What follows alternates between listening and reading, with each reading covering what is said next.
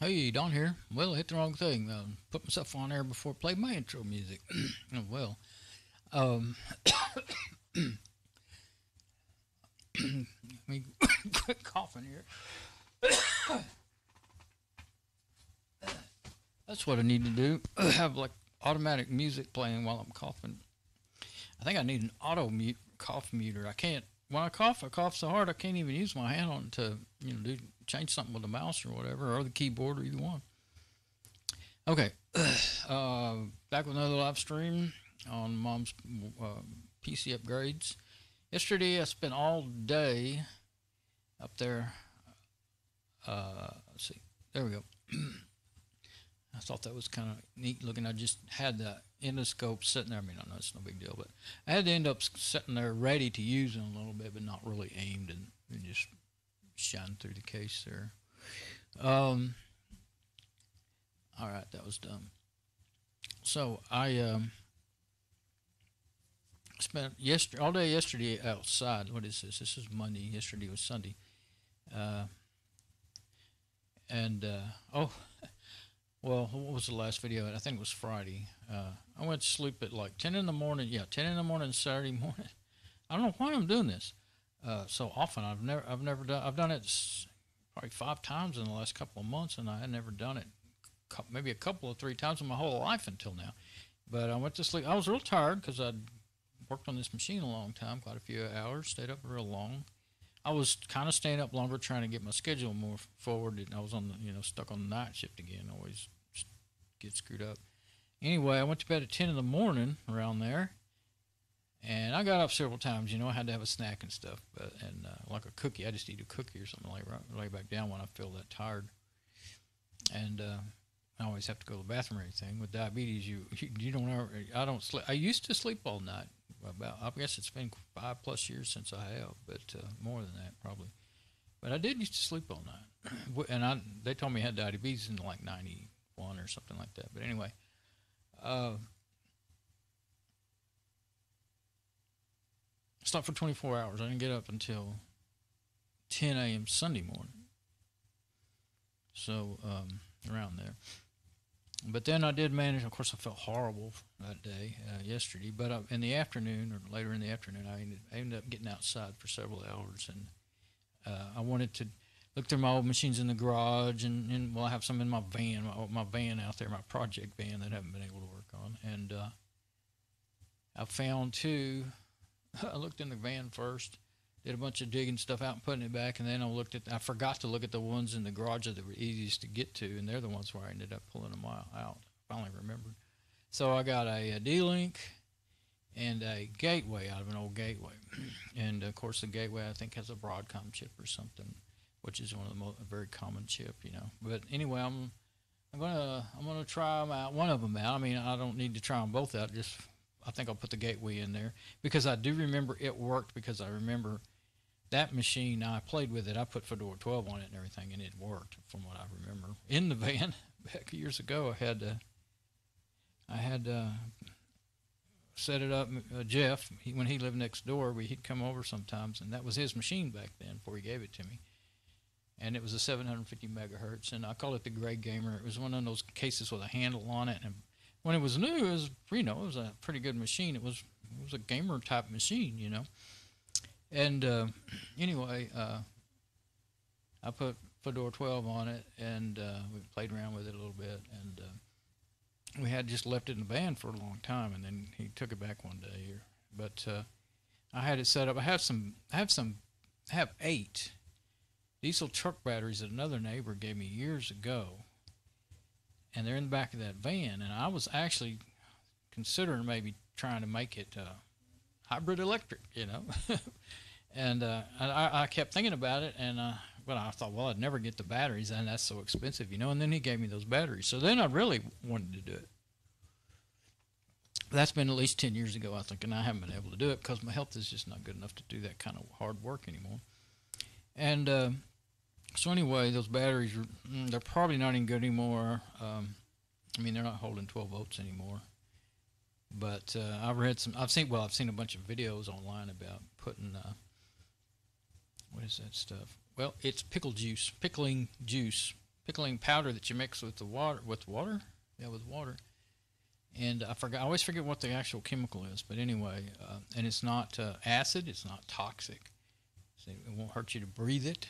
You could even have them charge it inside the vein, and it wouldn't hurt you. So anyway, a guy up in Canada, he did a bunch of experiments. His videos are several years old now, probably 5 years old. But he took some old batteries that weren't any good, and you know, took all the water and acid out of them and cleaned them. I think he cleaned them with salt water first. Some people just put salt in them and run them, and they'll run, they'll work. But that's also really highly corrosive, and it's probably going to eat up your metal in there a lot quicker. You know, your elements, the metal in there. And so anyway, and I just haven't felt like they weigh about 100 pounds each. And so what used to back then, at least about 3 or 4 of them actually held 12 volts. The others were close, you know, they're like 11 and a half or something. But anyway, I had a couple of them hooked up to a house UPS, you know, a battery backup, and it would keep them charged as long as it was plugged in. And so I used to play with it, and I took the alarm out of it so it wouldn't drive us crazy. And you had to plug it in, get it going, so activate that thing, get it going, you know, I guess give it AC power to turn it on. And then if you unplug the extension cord from the van, then it would sit there and run a computer and a monitor for hours with two huge batteries. I mean, they're like, you know, a big battery. I mean, I've always bought good batteries for my Blazer because when it gets warm, I didn't want to crank over because I like to time it really high to make it run better. Well, I'm going into too many stories. I have a 195 lift cam in it, so it's 350 Chevy engine, and so with a carburetor, so it wouldn't run right in a normal timing anyway. It'd run like crap. So I always had at least 750 cranking amps, and usually I had one that was 1,000. It was great, but these are probably way above that because they're for diesels, and these things are twice the size. They're like 2 of those 1,000 cranking amp batteries. That's how big they are. And so anyway, I forgot I said what they were on them, and I've already forgot. But anyway, that's the other thing is I always thought if I didn't make the van electric, I could use them for a backup system for the house. And I actually thought, well, why not just leave them in the van, make it the backup system for the house, you know. So anyway, I haven't been able to do any of that, and I probably need to get rid of the batteries. But that's how come I know something about that Ethernet card that I'm going to try out. Yeah, I know. Short story long. I don't know why I told all that. All right, so let me get over here at the machine. Let me switch over to the wireless and get rid of the SM58. Now, I never did even listen in. I saw the picture was still playing. I forgot to listen in. Yeah, there it is, where the echo, where I hadn't talking before I changed it. Okay, so let's get over here and get to it. Get the, I'm getting tired of putting that cover on this thing, I'll tell you that. Go ahead and move my laptop more out of the way. Okay, yeah, and whenever I get kind of positioned over here, I'll set up the endoscope and actually show something on it. Oh, I've got on long pants, but they don't have a place to put your tools.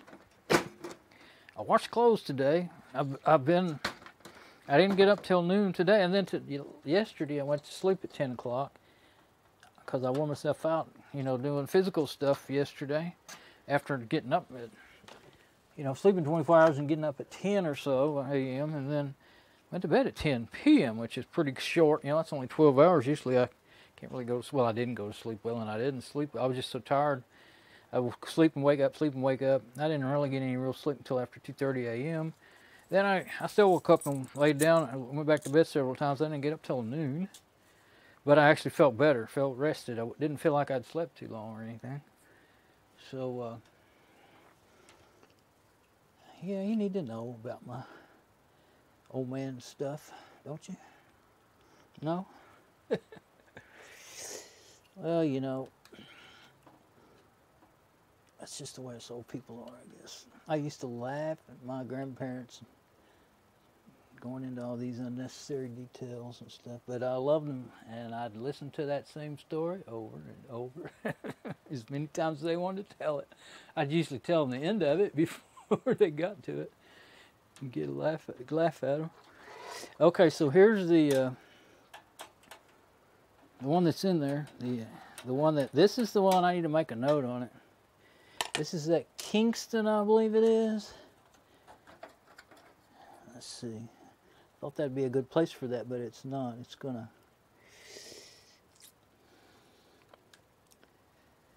It's going to.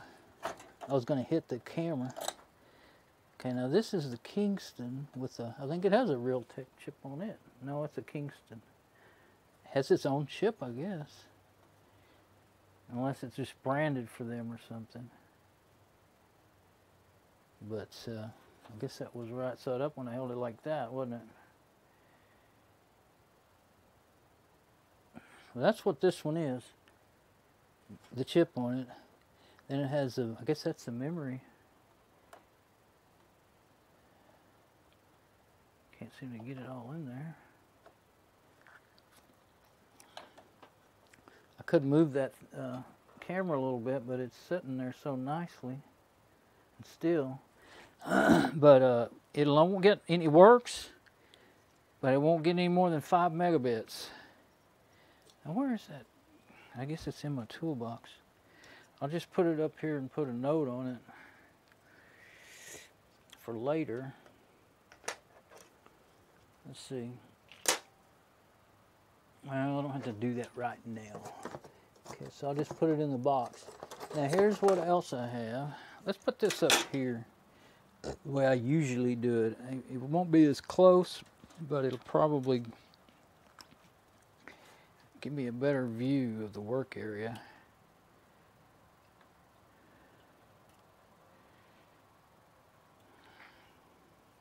If I can ever get it to, I have to fight the wiring and the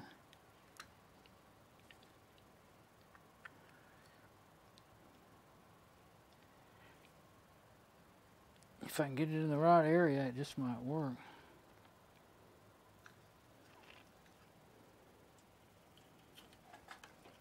Yeah, and then when I readjust everything, the wire fell from where it was perched. So then everything went to pot.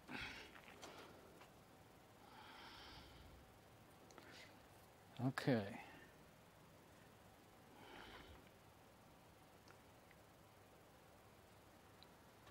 Okay, there's the one I'm going to put it in right there. Right. Okay, so that ought to be good enough for that. Now, I may have it in there. Okay, now which one is this one? Okay, this is the one that says it's a gateway. Yeah, now I can't put nothing under it. I should have known that. Every time I readjust this, it goes off the reservation over here. Yeah, I'm getting mad at it. Flat angry at it. It's going its own way. It's just a precarious situation the way I have it anyway, so it's nobody's fault but mine. Nobody's fault. Yeah, I used to listen to Zeppelin when I was growing up in the 70s. Okay, which one is this one? This is the one. Okay, oh, it doesn't say gateway there. It says HPNAV.90. I think it says dot. Here's a funny thing. Okay, here's the Ethernet. Now it's got that picture, which fools you when you're looking at it every time, makes you think that is a modem. The whole thing is a modem because it looks like two plugs, and then your feel of it, and you're like, oh, that's a sticker. But it's, it says gateway right there. And it was in an old gateway machine. I think it was Pentium 3 or something. I can't remember now. But, you know, if it's 100 megabit, I think it's 100 megabit. If it's 100 megabit Ethernet, that's all that matters. It don't matter what kind of machine it was in. This one's the one with the Broadcom chip on it. And Then it has this other chip on it. I don't know. It doesn't strike me as, well, I guess it's memory. I don't know. Really don't. Well, you know what? That looks more like memory to me. Can't see the numbers on them though. There's two of them. The light's making it letters go away, but I don't want to turn it off because it's really hard to get to.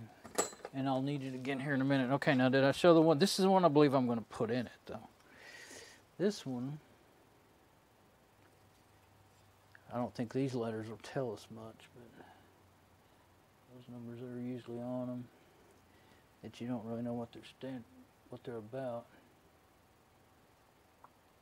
I think that's just the FCC labels and stuff. And then, yeah, this one, it has a D-Link stamped right into the metal. So you don't, no mistaking what brand it is.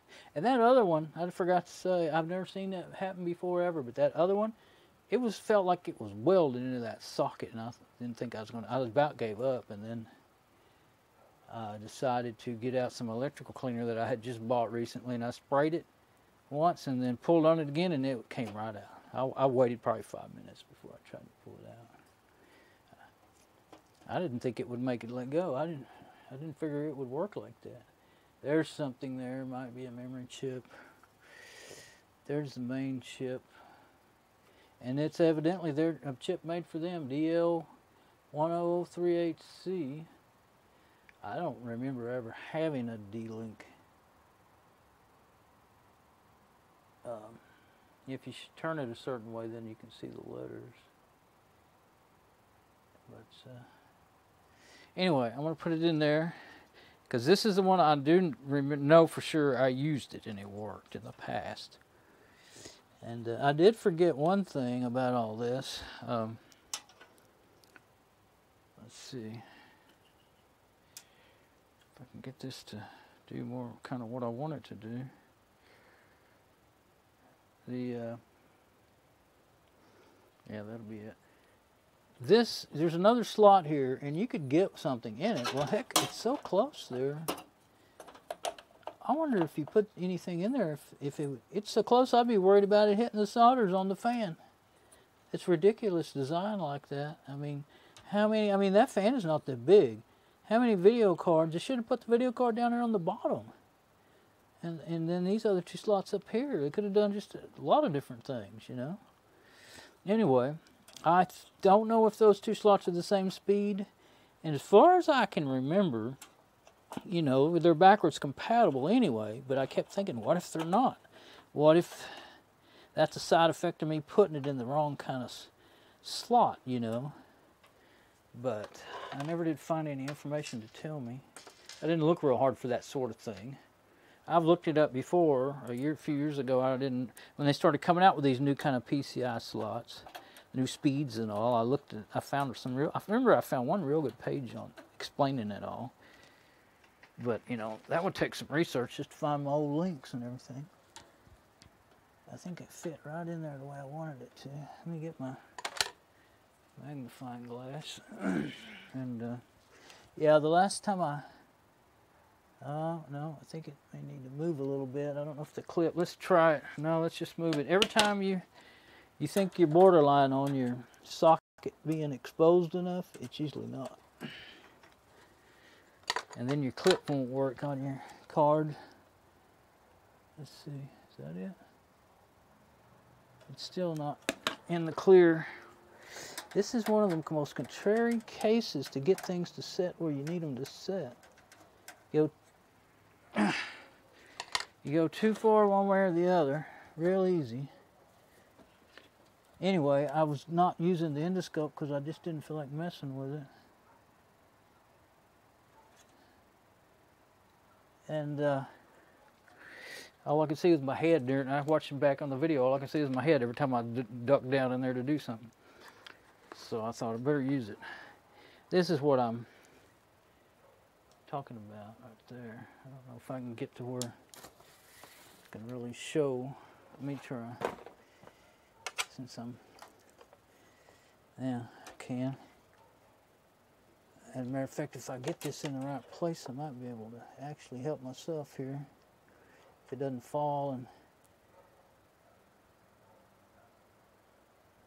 Yeah, maybe it's just barely gonna work. So let's try it. Let's get back up here. I have lots of things propping up this tripod for the endoscope.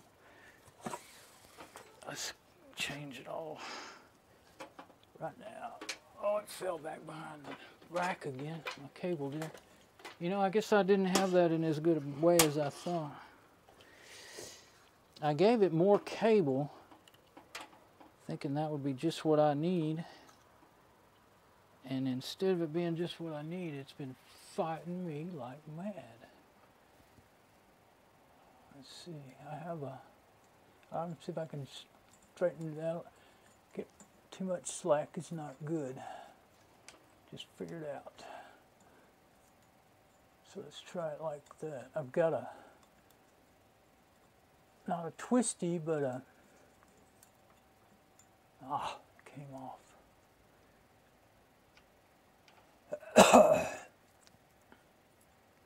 On your coffee, those big thick things that come with your coffee.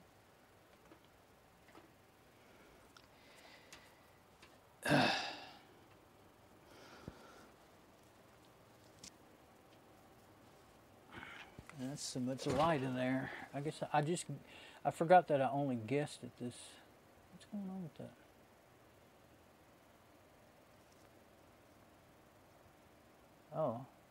Oh, I was looking at the laptop instead of the actual preview of what I'm doing. And at some point there, it was just completely washed out. Oh, that's when I was looking through the case. Okay, and there's actually nothing to really see from the endoscope at the moment.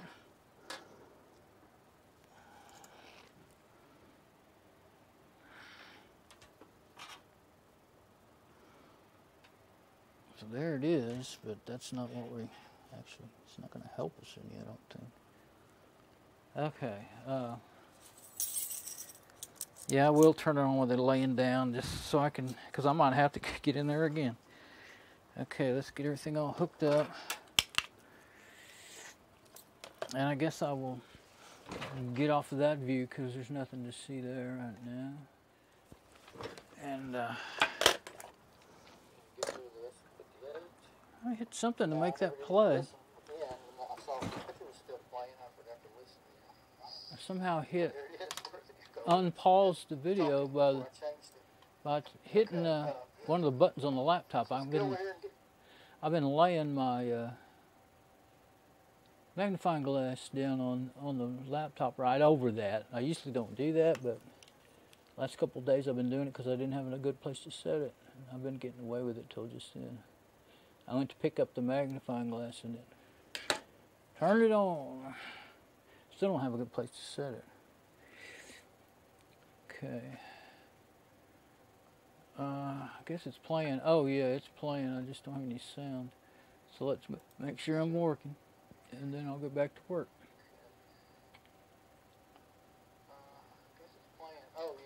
All right, now, so I wanted to make sure that was good. I'm gonna plug this in. Put this down until I need it again. It's in the way. Okay.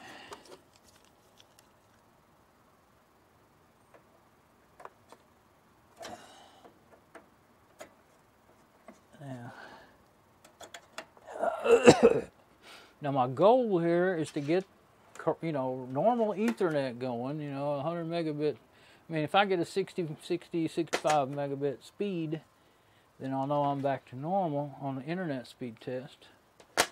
And then I can go ahead and install Fedora. I can use remote desktop to show installing Fedora 27 again on this thing with the new 8-core processor and the 8 gig of RAM. And I just, before that's, I started out just expecting it that Kingston to work right, and I was trying to do that. You know, I had remote desktop, and I was trying to just install like a little app or something, and it was just crawling, you know, the kilobytes going by, and I was like, what is going on? So anyway, several days later now, I could not figure out a way to get the onboard to work, because you know, I tried to get the onboard working on and off, back and forth, back and forth. Still haven't got it to work, so I decided really the only way it's going to work is on a brand new install with the exact right kernel will automatically be installed for this system. And if that doesn't fix it, then and if I find a good Ethernet card that works good in it, then I'll just give up on the onboard and turn it off in the BIOS and use the one that's on there, because everything else is fine so far. I mean, I haven't got to do any real extensive tests. Well, I did get to run Part of Magic, the best test I have to run, the one that's in Part of Magic hard info. So, now let me get my other camera and set it up. I've been using that 10-inch tablet, but it's using too much on the Wi-Fi. And I'm not gonna do that tonight, because see if I can figure out where to put this. It'll be good. It's using too much on the Wi-Fi, and it's making, you know, everything lag really bad. So all the video and everything that it's doing, and it's making the rest of them, even the other cameras, you know, it's too much on, it's making them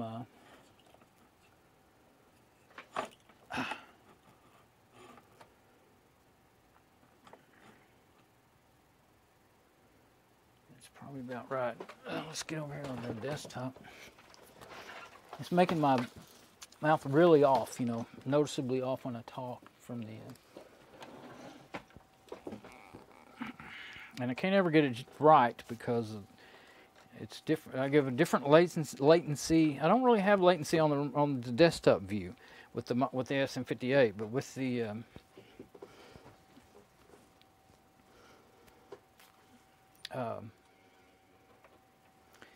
I didn't get that quite right, did I? I'm going to try to zoom in on it there. Trying to just kind of get it in the center. See, it'll be skewed a little bit, and it'll be, I guess,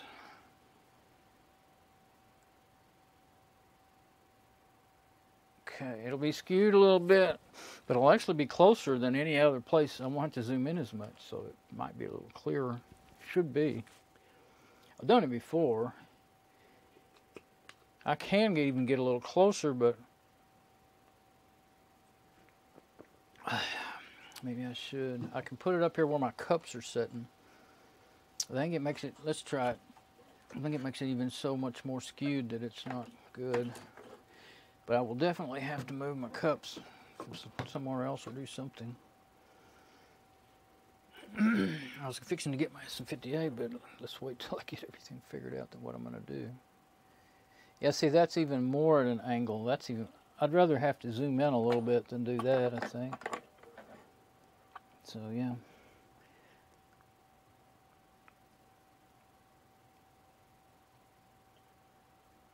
Kind of, if you get it pretty much in the center,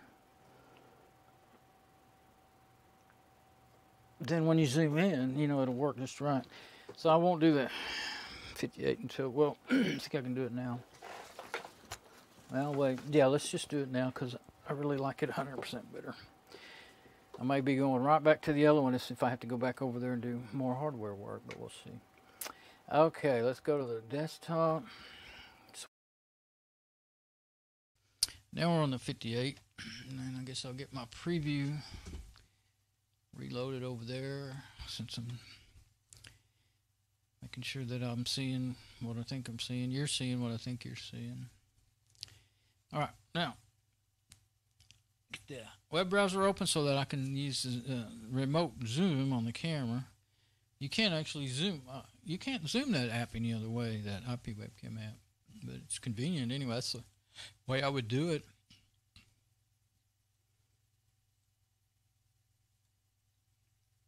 Let's see, no, Chem 1 is what I want. See, I made me some shortcuts in my little toolbar thing. Okay, now.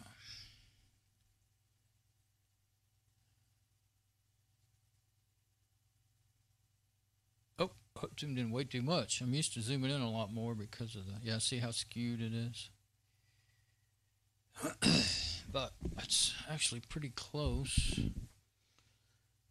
to where I want it. Oops. Now it's not good, but I didn't have to zoom in all that much, so it's clearer. And I'll make the, I think 2 is better. 2 or 3. I think 2 is better. That's a pretty white screen. Let's see. I usually end up going to 3 though. Yeah, that might be, no. For some reason 2 makes it seem like it might be clearer. I know you can't read it. I don't have, you know, well, these are 1080 5 megapixel. Well, they only do video at like 2 megapixel or something. I don't know.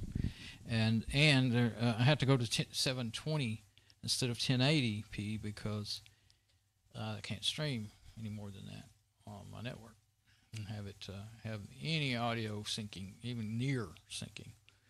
So, let's get this thing booted up. Where's that endoscope aiming right now? Yeah, we'll watch the fan turn on for a second here. Oh yeah, I've got it preview playing, but I never did make sure. Yeah, okay. Contact. Oh, I didn't switch. I gotta switch.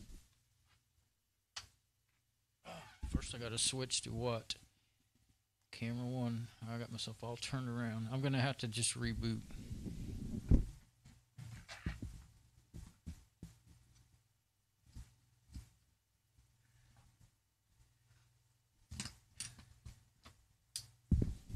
Well, on top of everything else, I don't have the live USB stick in there for Fedora 27. That's okay. I'll, well, that's just, yeah, there's no need in booting to mom's system. Well, maybe it wouldn't hurt. See if it works in there. We'll just call that a happy mistake.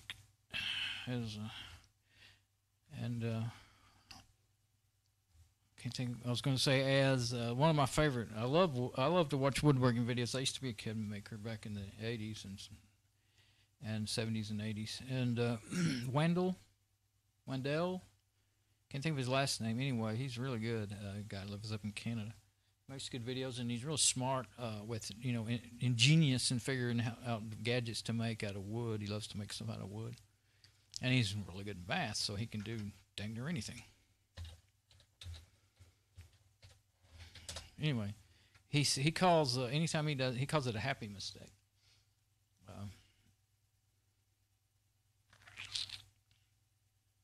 And in church they call it a divine intervention as a joke, or they call it church people when I grew up with in the Baptist church, that was a favorite thing. See what divine appointments and divine intervention. That would be if you accidentally run into somebody, but it turned out okay that maybe you didn't think you wanted to run into, or a mistake like. That turns out okay. Okay, no well, that doesn't mean we don't have internet because we got two. I've got both of the cards activated, and that jumps up to where I can't. Okay, yeah, wired connection 2 is now. It's connected.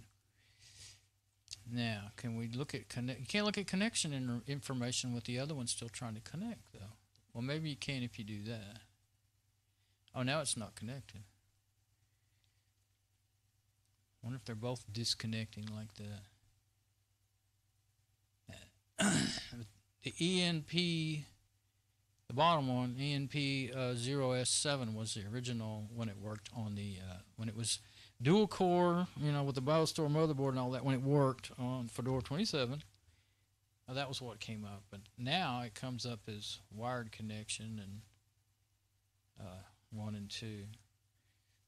Let's see if we're on the internet and see how accurate that reading is. I wanted to see. It'll tell you your speed. Matter of fact, I finally realized that when they're working right, you can just look. No, it ain't working.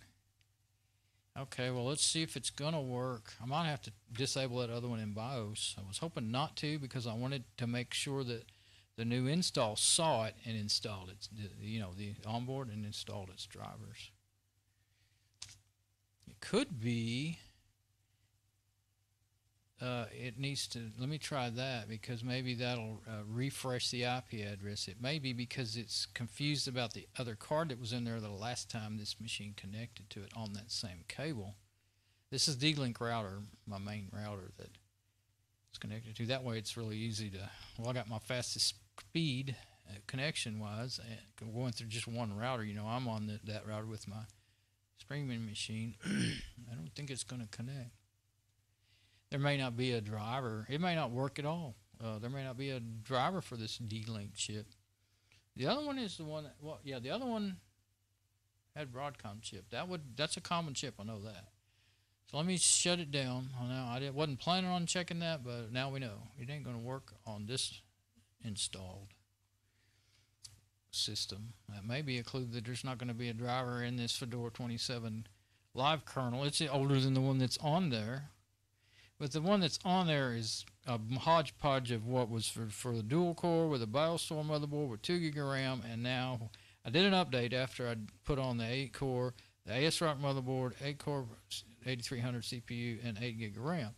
So there's no telling how mixed up that code is on there. What all's a bunch of leftover stuff. So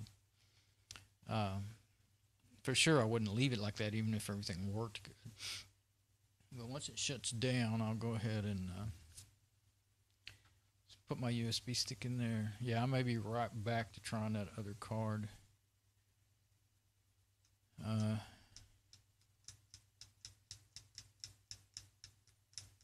trying to think here. Well, it's taking a long time to shut down. Let's see. It's just doing what it always does.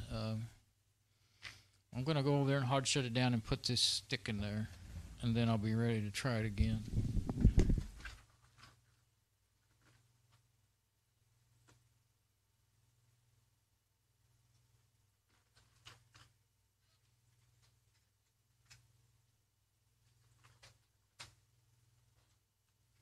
Oh, booting back up again.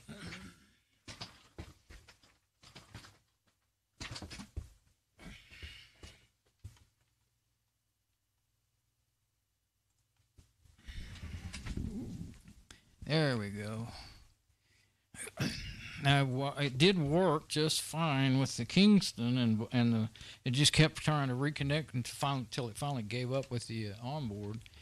And I'm not sure. I mean, I've never tried. I didn't see the USB stick. Okay, I'll hit F11 so I can tell it to boot. I had kept forgetting that. I kept going into BIOS, and let's go into BIOS anyway and look around, make sure, see what's going on. But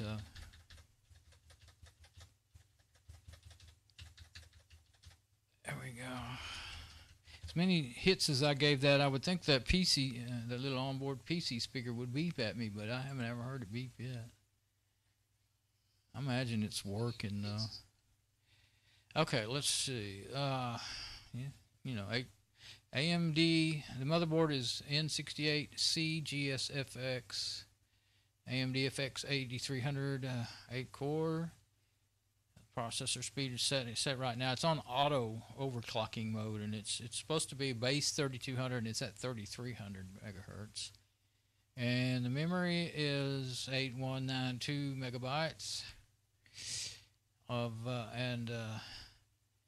dual channel memory. It's in dual channel mode. It should be because it's two sticks of identical memory. And the overclock mode is just an automatic. Maybe if everything else I get straightened out real good, I might mess with that. It'd be nice if I could run it faster. And let's see. CPU. It's on cool and quiet is enabled. Oh. I thought that was disabled last time I saw it. But anyway, that's fine. As long as it works, that's good. Onboard LAN is enabled. And it does have a graphics card, PCI's, and that is set as the, default first one for it to look for.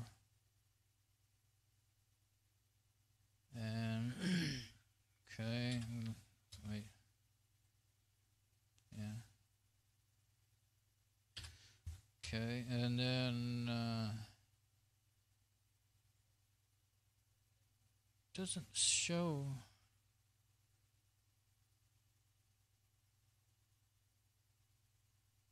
Okay, it sees the CD-ROM in there. What about the hard drive?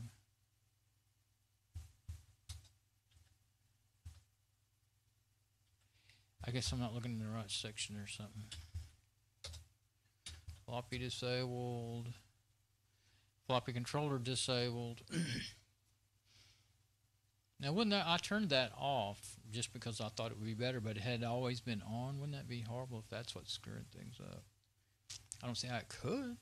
Give it less, IRQs to give it another IRQ to use. So everything's enabled except for I don't want remote power on or mouse power on USB, but everything else enabled. I tried the BIOS update and it said it worked, and then when I rebooted it, it said BIOS checksum bad. So I guess it didn't take it. I still don't know about that. I didn't want to mess with it again right then. Temperature right now is 118 degrees, and I got the target. Where's the... I got quiet fan disabled, but that's fine. I want it to run as much as it needs to. Where's the target temperature? That must be in another section.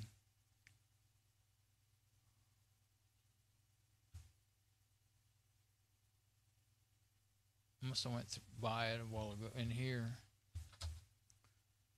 No. Somewhere you set a target temperature, and I set it at 125 because that's what it was set at. I went and brought it up to 129 because that's what it was, and I thought, why did I do that? Okay, that USB, I'm going to bring it up to the top so that it will see it next time. Okay. But yeah, it's only 118 degrees with the door open right now. Of course, I just started it up, but motherboard temperature 98 degrees.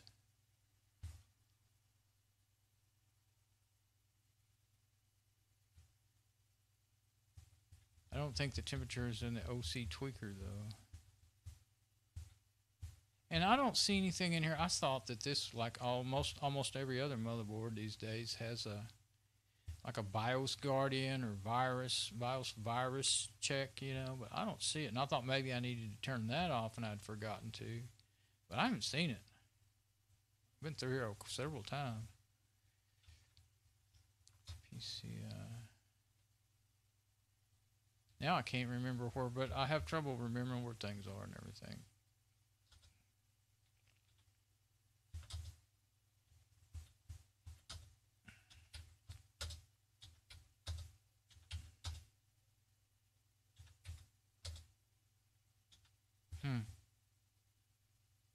Maybe, no. Oops. Maybe the quiet fan is where that is, and for whatever reason it's disabled. I don't remember doing it. Maybe it's happened because of this. When I updated the BIOS, maybe this got changed on automatic. Yeah, maybe it really did work. Or it could have reverted, back to defaults. You are allowed to enable this function. Oh, okay. Only when you have a 4-pin CPU fan. I thought that's what I had. Let me go look.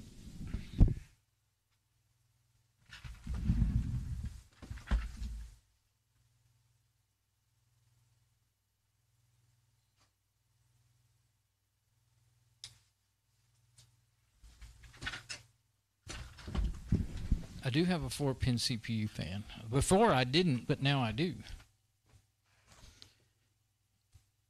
Oh, that's weird. That's kind of off, something that's off. And it was working before I tried to update the BIOS. So what's up with that? That's where I had set my target temperature. I thought it was in there. I mean, where else would it be anyway? So yeah, like they said, don't try to update BIOS unless you really, really think there's something wrong. Well, I did. I thought maybe it would help the onboard NIC work. I really didn't think so because I had finally discovered that, of all things, Windows XP, old Mini XP, Hiren's Boot CD would work perfectly on that onboard NIC. So I think it's all a driver issue. That's why I'm just going to go ahead and install the latest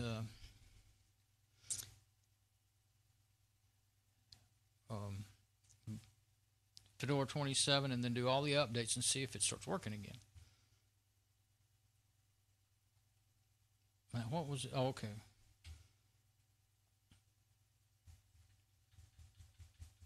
Oh, there we go. Okay, boot security. Yeah, there's no. I do not believe there is anything in here.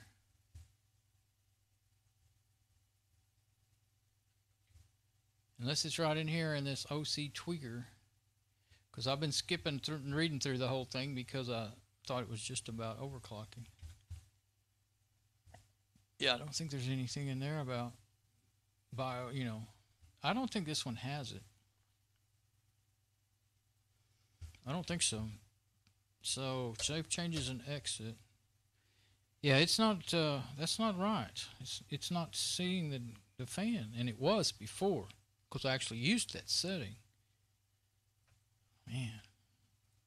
You know what I forgot? Well, no, there wasn't any way to do that in that utility they have. There are utilities where you can back up BIOS and stuff, and I kept thinking I should do that before I tried to update it.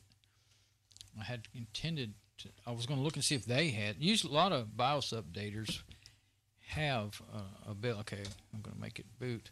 Have that ability, and the older ones did. That one had one. It was cool because it automatically found the right one for your machine. Well, I only had one. Well, I don't know. Maybe there's more than one BIOS in that file, though. More than one version in there. Evidently there was, and it searched it, and it searched and read that file and said, "Here it is. This is the one." And it said on these instructions, "That's how you do it." So I did it. So maybe it did take. And I don't know what about that the little memory there. I didn't see anything about that error to expect it or what to do about it or anything. That bad checksum. I figured since it said it had a bad checksum that it wouldn't. We're getting that boot image crashed. VMLINUZ crash. Same one I get. Sometimes I usually get it at malls, but not always, and I always get it on this live setup. Now let's see if this, excuse me, just let the network have a little time to quit fighting with itself, and I'll try. I may have to try that other card. I'm wondering if the speed of that Kingston's card isn't because there's something wrong with it, but because it's because of the driver problems that it has, like a driver that works but not the right driver for it. That's what I've been thinking. That's why I thought another card might get me the normal speed so I can go on. But and that's why I went ahead and made sure I got at least 2 cards too. The other ones were in the back of the van, were lots of stuff in the way for me to get. I had to, move stuff and then pull them out. And I didn't want to do that unless I had to. Okay, so they both say 1 minute ago though. They're not. Neither one of them's connected right now. I don't think that this card's going to work in here, but I know it was a working card. I doubt there's anything wrong with it. Oh, let's hope the other one works then. Okay, that one ain't working. So let's shut it down again and try the other card. Luckily, I have another one. I mean, I could limp on down the road with that Kingston because it does work. That I sure didn't want to, because when I started doing my install, I wanted to get this switch back over so I can switch to where I'm going to go next. I want to have full, you know, I still can't remember. I never did go. Well, I kind of did look and I didn't see, or did I? Anyway, I'm not sure how much internet access I need to install Fedora. It may not be much, but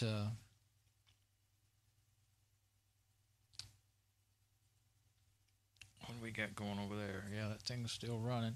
Let's shut it down. It's not going to shut down forever.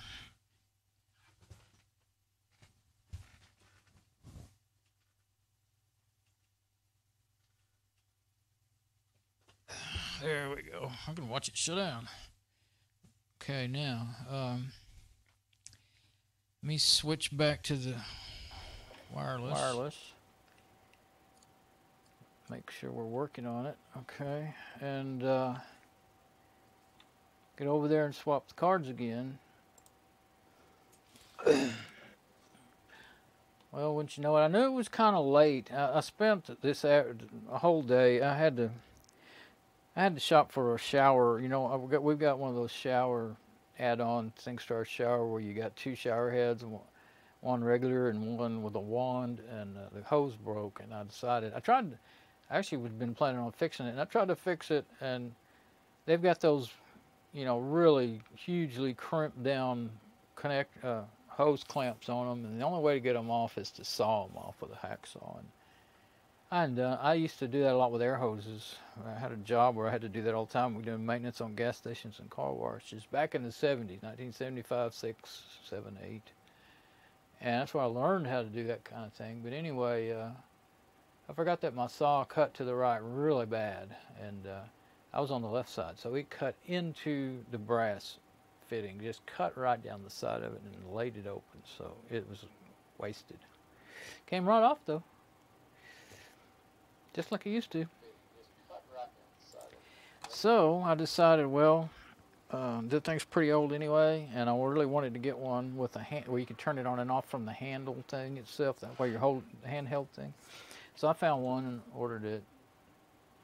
And I could have ordered it just I also wanted a longer hose. This one's like 4 inches longer than the one that's on there. But you can order one for like $10. It's like 100 inches long. That had good reviews. And those ones that I saw, they all said they were 1/2 inch fittings, and I measured the inside. That's the thing. I measured the inside diameter. That's all I really. Well, it's just plastic. It's not like a real pipe, so it's not right. But I measured the thread, and I only saw one. I saw one that gave the thread, you know, the inside of the thread measurements, and it said 1/2 inch. The one I have are 3/4. So I thought it probably won't fit the one I got anyway. So back to the working board here. Stop to the talking. Okay. Let's get you out of there. Let's see. Oh yeah, that's what I need to do. I can't remember which mouse. Anyway, suddenly I'm getting pretty darn hungry. Just out of the blue. And I knew it was already about almost 8 when I started. Now I'm going to get hungry and have to quit if I don't have some sort of snack. I've got snacks here. Let me get me a little chunk of chocolate. I have some really wonderful cashews. I'll get them in a minute when I sit down.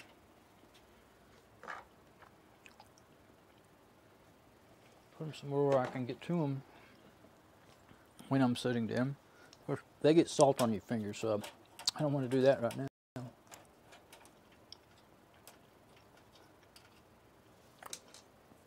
Okay. Well, I still didn't switch to the right thing. Oh, yes, I did. I just don't have it aimed properly.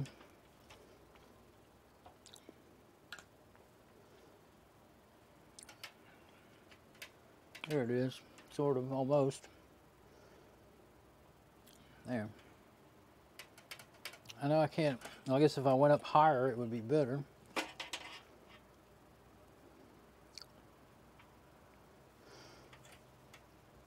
By the time you get everything all set up, you could have done it 3 times. Okay, that one don't work at all in there.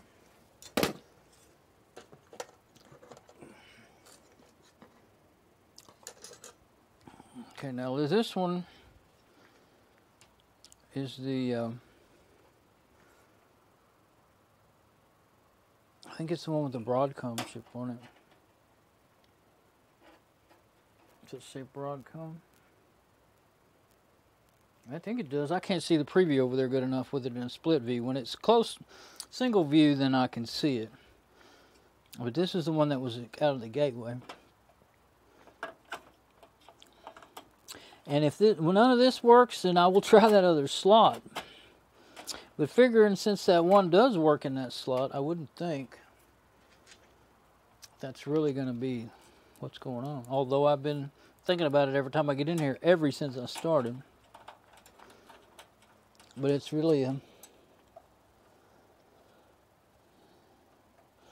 get my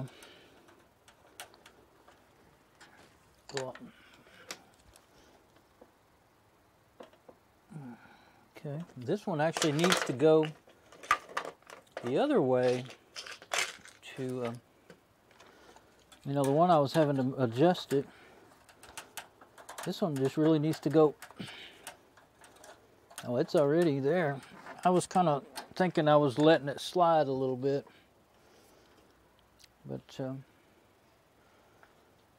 there it is. And it's funny looking with that green thing on there. It's going to make me want to plug stuff into it.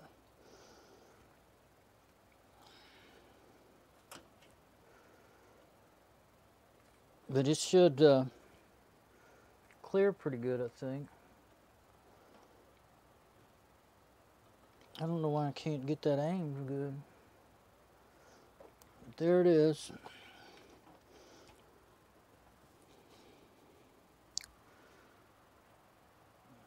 Okay, now we'll boot up again. And I think I will put... Yeah, I need to go ahead and get it on the other view. And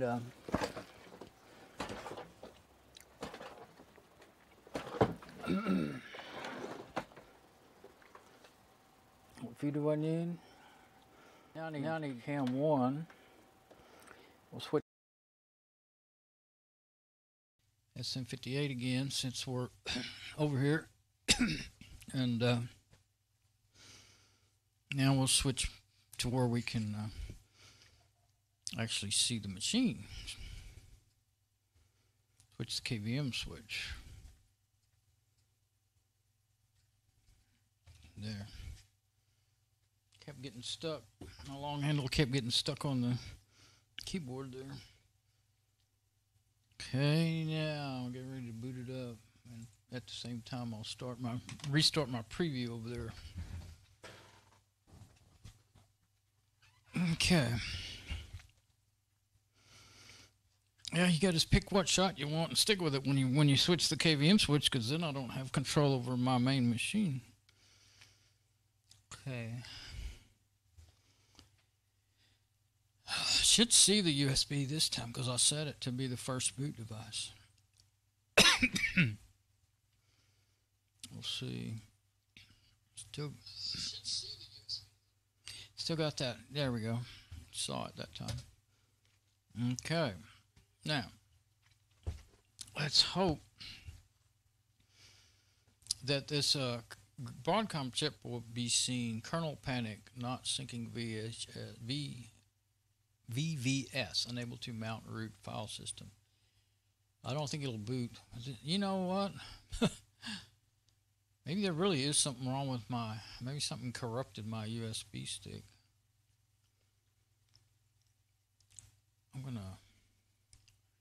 Usually I just hard shut it. Well, usually I have to shut it down and then, I did hard shut it down instead of waiting, didn't I? That, it doesn't like that. But usually all I have to do is just unplug it and put it in another slot. Really, you probably don't have to put it in another slot. You probably put it back in the same one. Let me do that. Well, I'm going to shut it down first.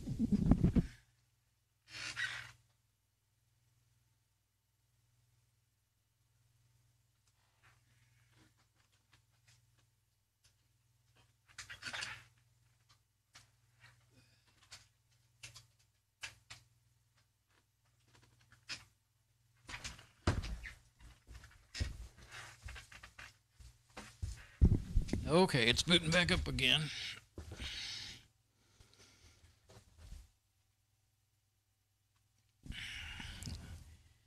Okay. It should work this time. There's so many things, the possibilities, and so I try to consider them all. Most of the time, they're not. What's really, what you don't know until you figure out what's wrong. For sure, what's really wrong. Does it make any sense? My sound thing is messed up. It was blinking. I must have bumped into the knobs and changed something. I hope it wasn't something that made it sound really bad. All I had to do was switch to a different setting and then back to it, and it went back to whatever, As long as it's blinking, it hasn't been saved, so whatever I did didn't get saved. Okay, yeah, it's booting up just fine now. So that's good. Here's hoping if I network manager, well, I think it might have. I didn't see any errors, so maybe it actually works. I got to get a glimpse of it before it booted.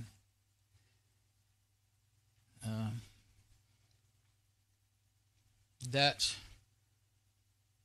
okay. There's that kernel crash, same one, as always. That'd be really weird if the Fedora 27 didn't actually run right on an 8-core machine. I don't suppose. I mean, let's see. I haven't done a memory test on it. I mean, but usually when you have a memory, network connection has been disconnected. Same as usual. When you have a memory problem, you usually see you usually will see a memory error, like a memory crash error there. I don't think we're going to get. Now it's only seeing one. I don't even see them both. That must mean it doesn't see the one I just put in there at all. 1 minute ago. I guess if I was good at remembering long numbers, I could remember that MAC address of that and know which one that is. But I'm going to bet that is the onboard.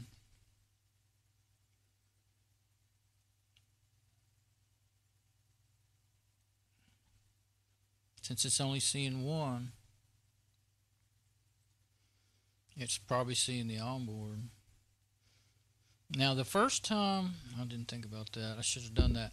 The first time I put that Kingston in there, it wouldn't work until I disabled the ASRock. But then the next time when I enabled it again, it worked. So, man, this is really aggravating. So I'm going to try. Let's see, do I have any? I don't have any hardware tools on here. I can't install any. I might have, let's see, do I have anything on my little SD card? I think it'd be faster just to go ahead and, I think I'm right, I don't see any. I'll disable networking and re-enable it just to make sure that it's not just something with the, I was going to say, well, I started to say, usually you don't have to reboot the router, but heck, if I reboot the router, I break my stream. I don't want to do that anyway. So, well, I could use the other router, and then I could reboot it, and I could plug it into a different cable. But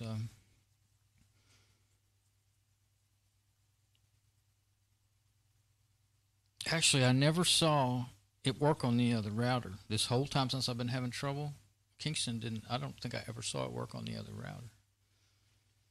I tried swapping them once. I've tried swapping them both ways when I had the Kingston in there. So that didn't make it work. Sometimes that's actually all you need to do is just disable and re-enable networking. So let's see. I'm going to shut it down. And maybe I won't be in such a rush this time. I don't want to get the USB stick all fouled up, but I'll switch my cameras while it's shutting down. If it takes too long, I'll just do it again. But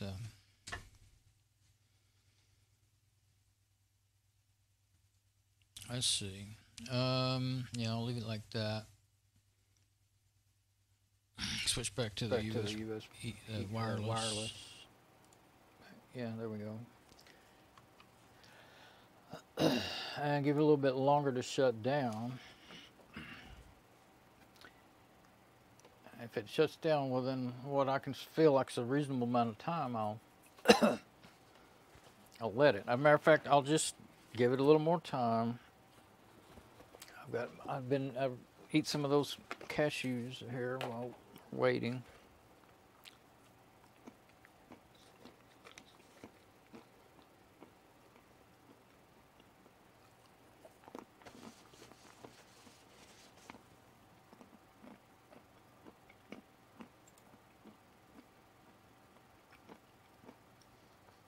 Yeah, feel free to get yourself a snack.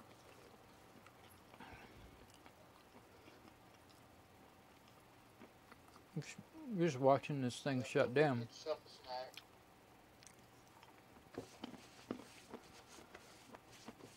You know how when you used to run and get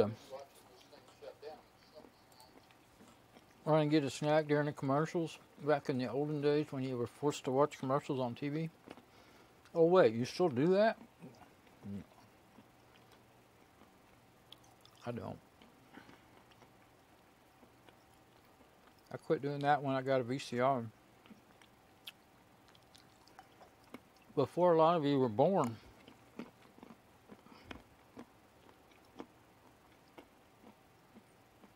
Now I just watch my stuff on the interwebs.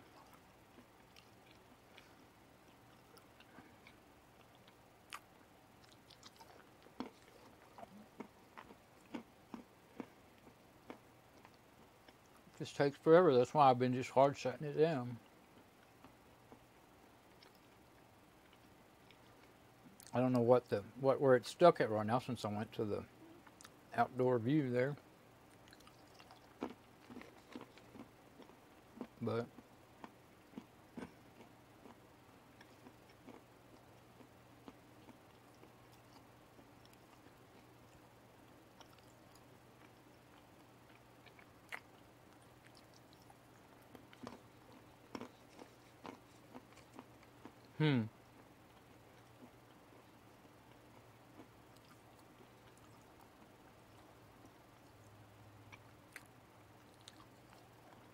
I don't think Fedora 27 supports any hardware that's very old at all.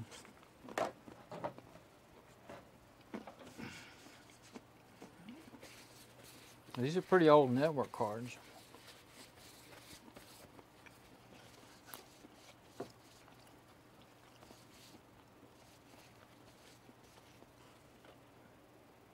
Okay, I'm done with my cashews now. I try not to smack and stuff. I don't know. You probably heard me. I shouldn't have even switched to the wireless mic. I thought about it just as soon as I switched to it, and then I started eating my cashews. I thought, well, that was real smart. But I didn't want to fiddle around with and confuse myself and not know where I was set by switching it back again. You have to keep things as simple as possible when you're old and forgetful. So, get a drink.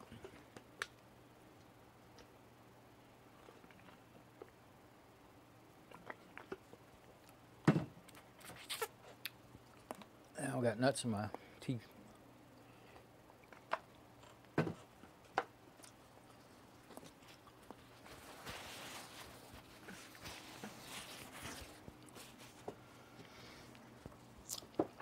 This is not even something I expected to have trouble with, and it's eating my lunch. Okay, we'll turn it off the hard way, the easy way, but hard.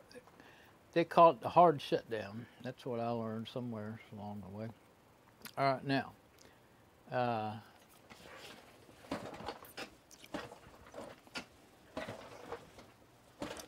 instead of going right back, something did occur to me. I do have the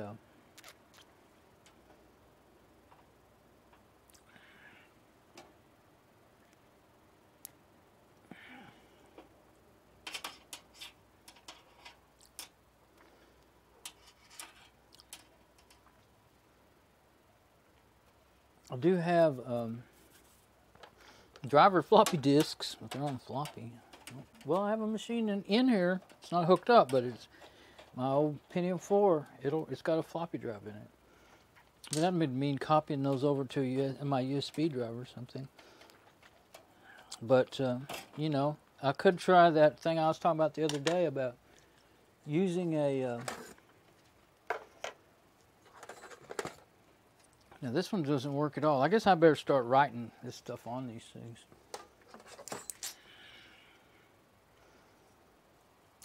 Let's see, this is the, I'm getting mixed up about which one's which now.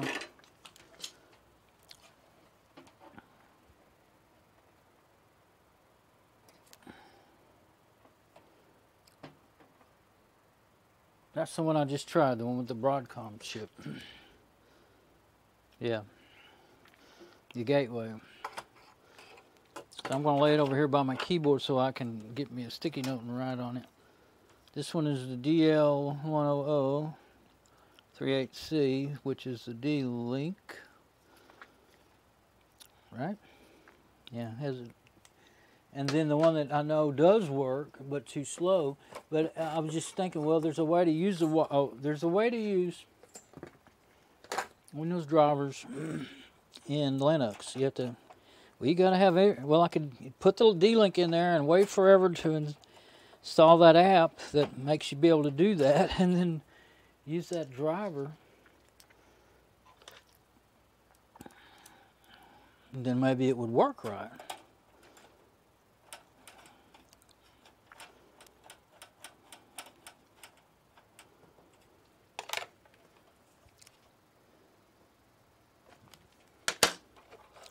This is the one that you got to get just right so that it will let you plug in, make sure the clip works. Yeah, I think I got it. You goofy. Guess what I did? I plugged that cable back into the onboard. Has it been like that how long has it been like that? Well, I'm going to try this one again because I don't know. I think what happened is I tried it. I don't know. It could have been plugged into the onboard this whole time. Just a silly mistake. I have that trouble with the having, when you got two VGA connections too. I'm gonna remember what I said about making everything simple for old people. I'm gonna get that just for this reason. I don't expect it to connect, but I'm going to plug it up with the other cable. That on board, I'm going to put that red one in there. I kept thinking I ought to do that, and I thought, well, what for? It won't work. That's why. Okay. So, I started to take that. There's a lot of extra cable. It's like a 25-foot cable. I started to slide that twisty. I got a twisty on it, and I started to slide that twisty on down so that I could. But it'd be too much trouble. Keep it from unwinding all the way, but just a bunch of work for nothing really. But I do have tape on it to keep it from breaking the tab off. Okay, so this is just going to stay in there as a placeholder right now. And if it started working, great. But right now I'm counting it as a placeholder. Keep me from doing that again. So here's what I got now. Got that one plugged into the onboard because I accidentally had the blue one plugged into the onboard. So now I'm back to the D-Link again just because that's what I just got through doing. And I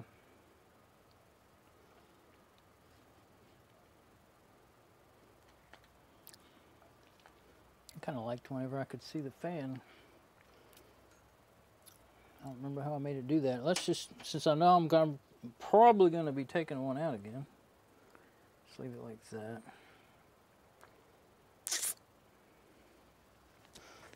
Okay. Now let's see.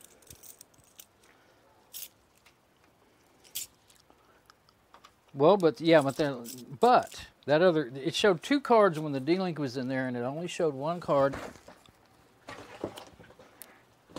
which I believe, you know, it sees the, I know it sees the onboard, it just can't connect to it properly. So I'm going to say, yeah, so I'm going to put it on my sticky note here in a minute. Oh, I turned it on and I didn't have it set right.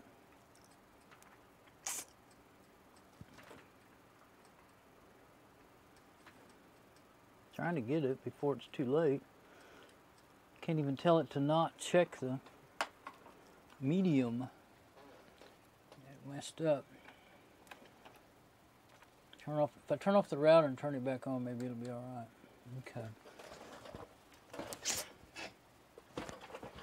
It didn't adjust right. Okay, but I need to switch. Well, it'll stay there now. I need to go and switch the camera on my machine.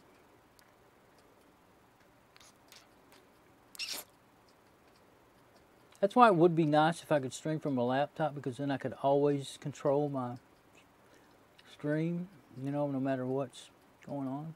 Especially, you know, like I could plug it in to a monitor and only let you see what's on the monitor, and all the background work I could do without having to show it to you. And I could do it no matter which view I'm in. But my laptops they're not powerful enough to do this streaming. So I have to use my quad core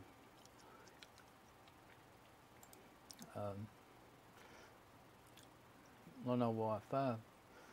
I'm making sure where my stream is going, what's happening with it.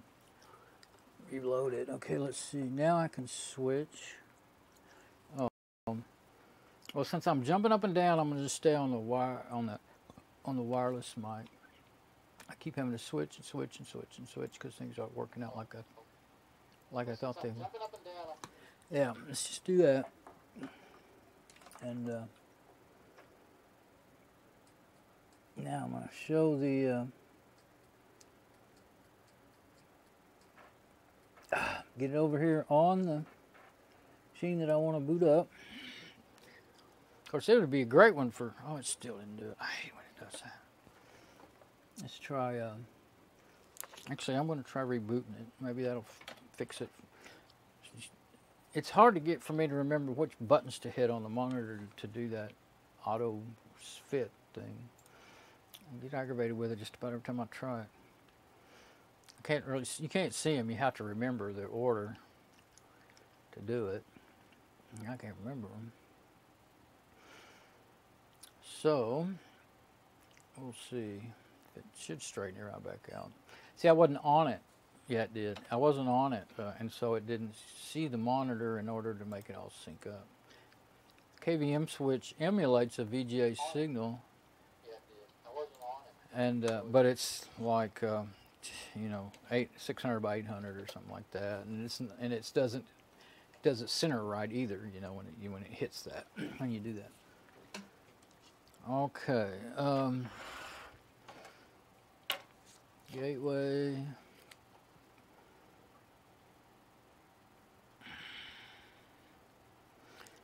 Gateway NIC. That's a lot easier than writing out network card. With Broadcom chip.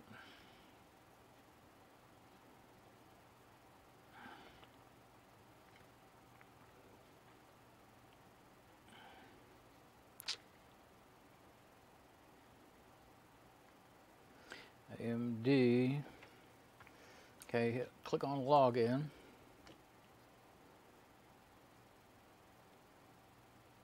And 8 gig of RAM, didn't see.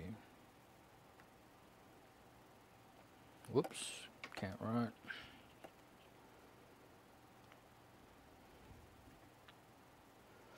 Okay. I still haven't written me any notes about that, but I'll sure enough forget if I don't get to do something. I'll just stick this right on the card there and have something to tell me about all that.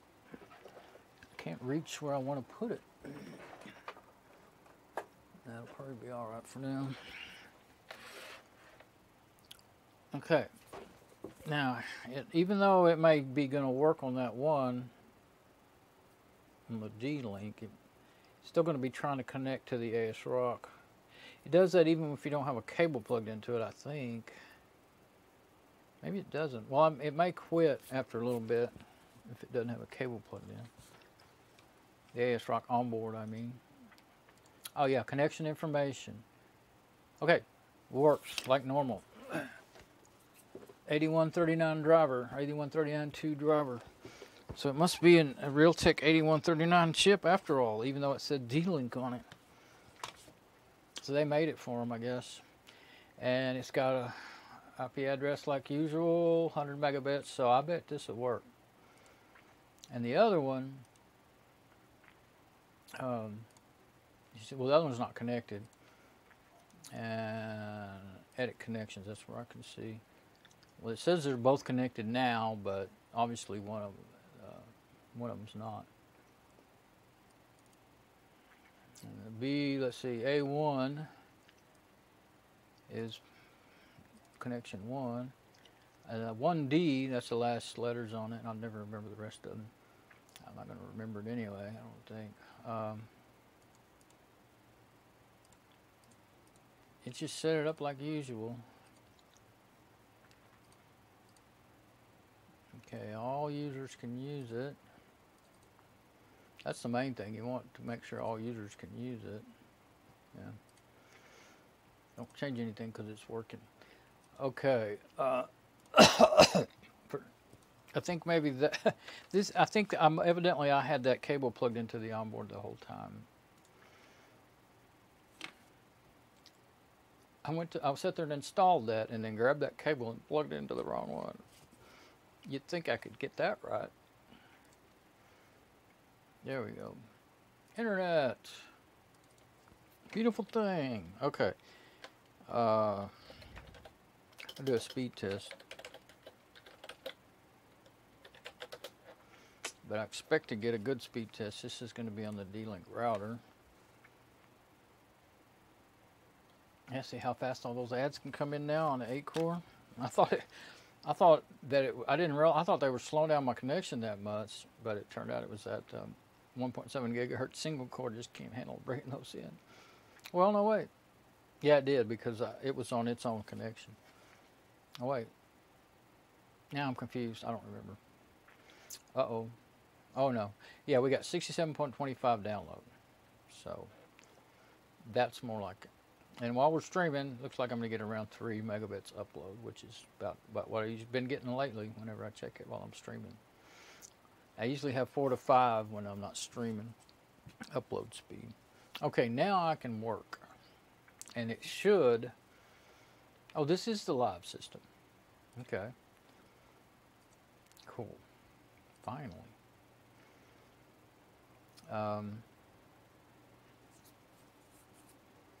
So let's get some...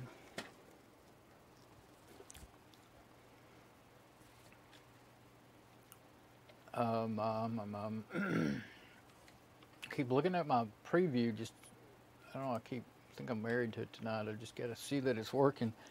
But I look over there and I see the boot screen and I go, what? What's wrong?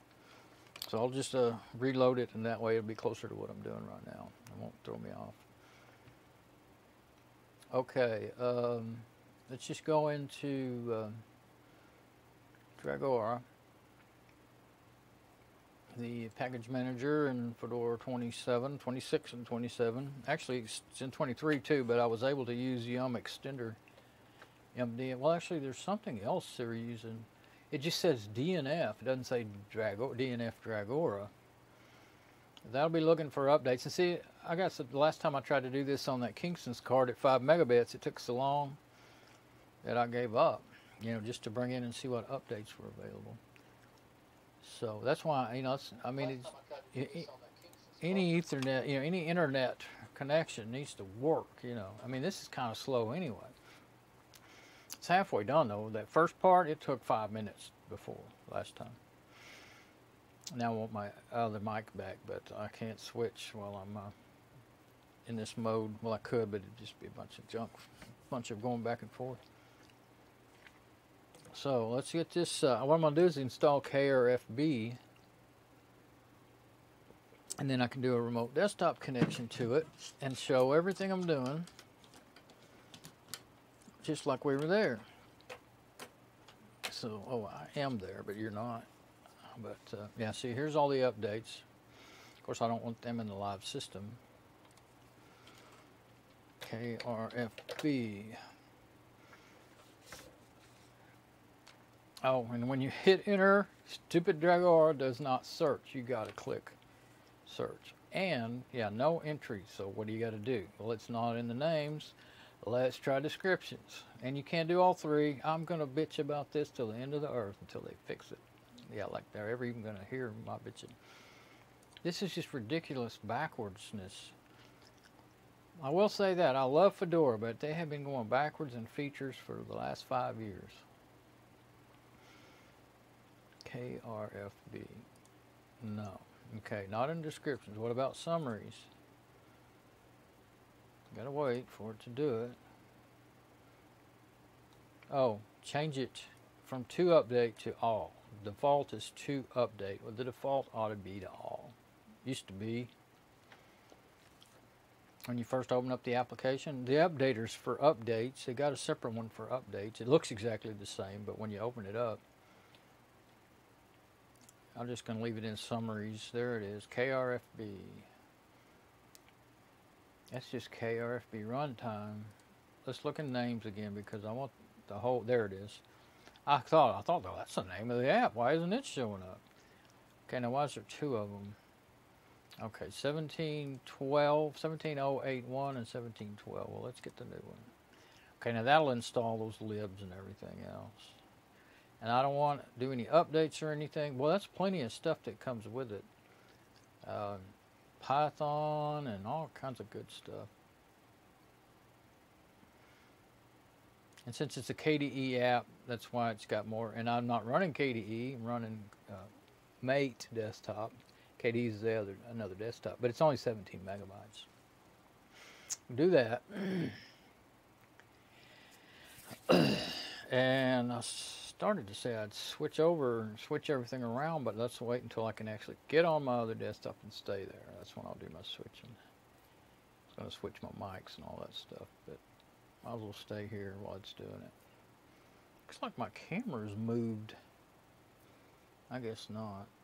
Well, you can see enough of it, but it looks like you can't see the bottom of the, on my preview over there, it looks like you can't see the bottom of the screen. I figured the least I could do is have it where you can see the whole screen, since it's off to the side and blurry. Is it done? I think it's done. Yeah, all it did is add one of those KRFB libs. There's like 1, 2, 3, 4 listed. Yeah, it's really close, but it's showing it. All it did was add one. Okay, so should be able to open up KRFB now. I think it goes into System Tools. Yep, right there. KRFB. I don't want to mess with the KDE wallet right now. And I want to give it unattended access.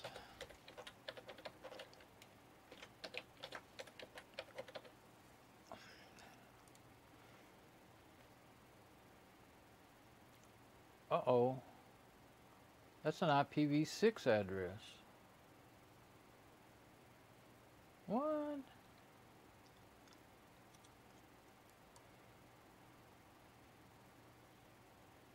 Well, maybe it'll still work. I don't know. I mean, it shows it to have 192.168.0.197.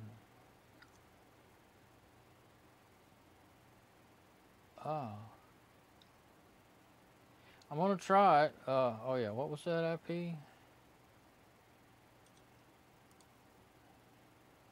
0.197. Okay, let's see if I can get there. I don't know. It may not work. I'm glad I happened to notice that. I'd have been screaming and kicking. Okay. Let me go ahead and switch mics and get on my remote desktop and try it. Okay, are we good? No, I did it wrong. Oh, I did it wrong. I use the mouse. I think I'll be all right though. Let's see. Okay, that's both of them. That's both of them. That's just a 58, and that's just a 50. Okay, I caught it just in time, because if you use the mouse to change them, it completely throws off. All of them will be, because it's a toggle on, toggle off with my keyboard shortcut on the wireless mic, and it will be one's out of sync with the other, so it'll come on and go off when the others do the opposite. Okay, since I have a normal 100 megabits connection, I'm going to go ahead and try to use one that I like the best. Let's see, what was it? 197? I think so. I think it's been connected to, even if it wasn't that same machine. I don't see it. Well, we'll just change that one to, if I could type. Hope I remember that. Connection closed, 0.197. Now I'm not 100% sure I remember that. Well, let's go back over there. I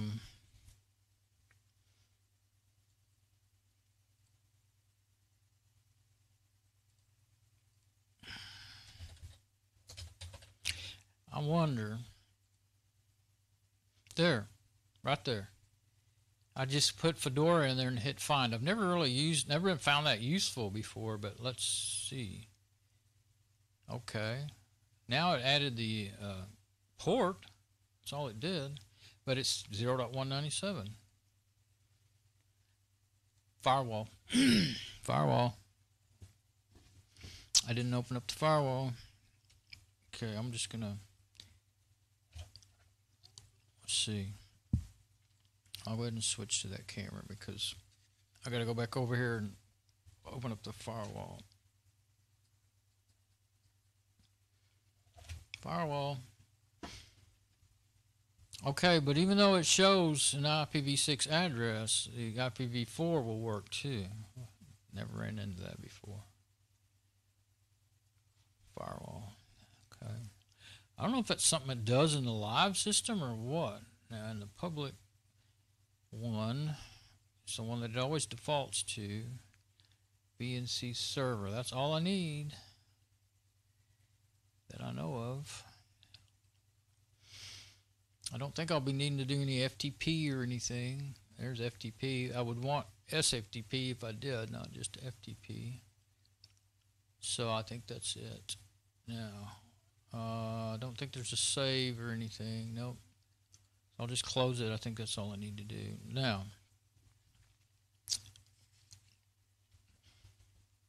so it would have worked without me doing that search for it. I had the right IP address. It's just that I didn't remember what my mistake was right away. So, let's try one more time. There.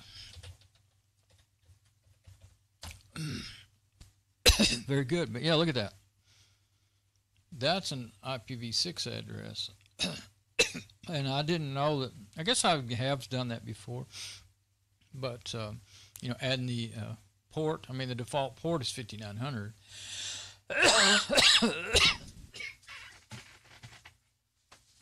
But when I did that search and clicked on it, so I guess I thought you'd have to type the right, when you do the search in here, when you're going to connect to something, say connect, and then you hit find.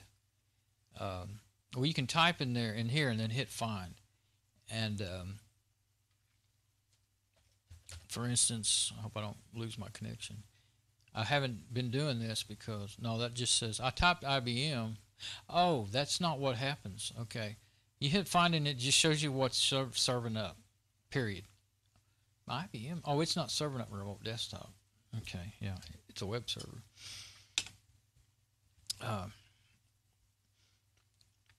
I do have local. See, this thing can do SSH. I have local SSH server up on there too. And it'll do Spice, which I don't know how to use. RDP, that's the Windows remote desktop, I think. Remote desktop protocol. VNC is what I'm using, SSH. I don't use this for SSH, I just use Crusader, but I'm just going to minimize that. Now I can do fit to the screen. Oh, that's full screen. Where's the fit to the screen? There it is. Now that'll make it fit, and then I can do full screen. Am I ready for all that? Yeah, I think so.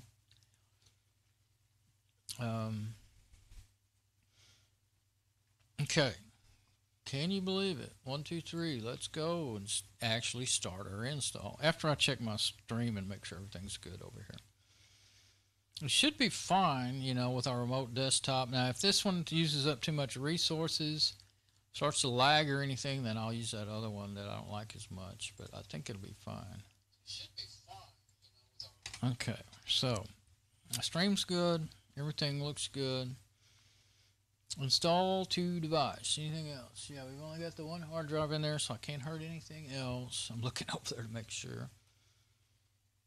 I've got the onboard Ethernet still enabled, and it's even got a cable plugged into it, so if it decided to work, it could quit searching and trying to connect. Usually it quits trying after a while.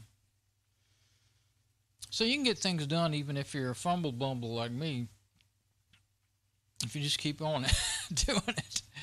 I double clicked on install a hard drive, and it hasn't opened yet, but let's wait, because maybe it hadn't decided to open yet. It might not be that it didn't take. Never know for sure. That's the funniest thing. It's I don't know how long it's been that way. I think always, as far as I can remember. But on Fedora, when you click on things on the desktop, they don't want to take. They just don't want to do.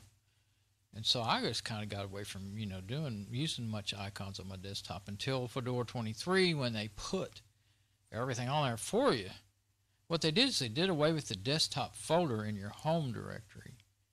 And what happens is anything that's named with a dot doesn't show up, that your system folders and stuff, but anything that isn't named with a dot does. So like you put your documents and downloads and all that on there. I don't want that on there. I don't use it that way because I don't use their native file browser, their default file browser.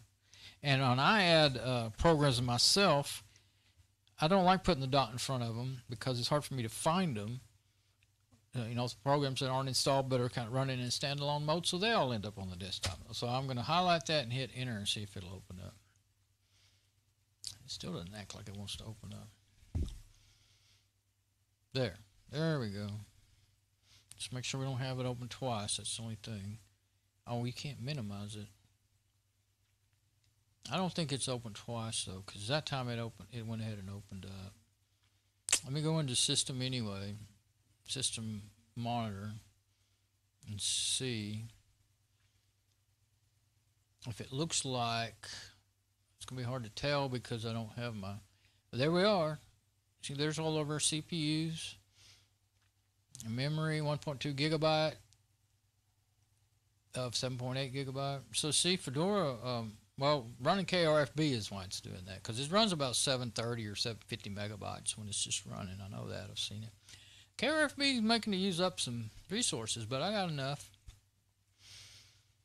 Now then, I don't know if I can find the install. I don't have that search in this one, so I can. But this is what we're running: Fedora 27 64-bit. The 4.13.9-300 FC27 x86-64, 7.8 gigabyte of memory, processor AMD FX 8308 core, available disk space 2.4 gigabytes. And why is it that small? I guess it's in the live system. That's pretty big for a live system. But I'm fixing to redo things when I start to install. And there's KRFB down there running. I can at least try to put the, now it's at the top. It's the highest memory user. It's not, or you can't read everything because of it's jammed up, and it's too hard on remote desktop to get a hold of things and move them. Well, I did it. There we go. Yeah, can't tell what the heck it's telling you. But the way it was, I don't know why it doesn't just automatically fit. Most apps have been doing that since Windows 3.1. if this one here doesn't. Come on. Now I can't get that one to move. There. I got it, but not far enough. I let go too soon.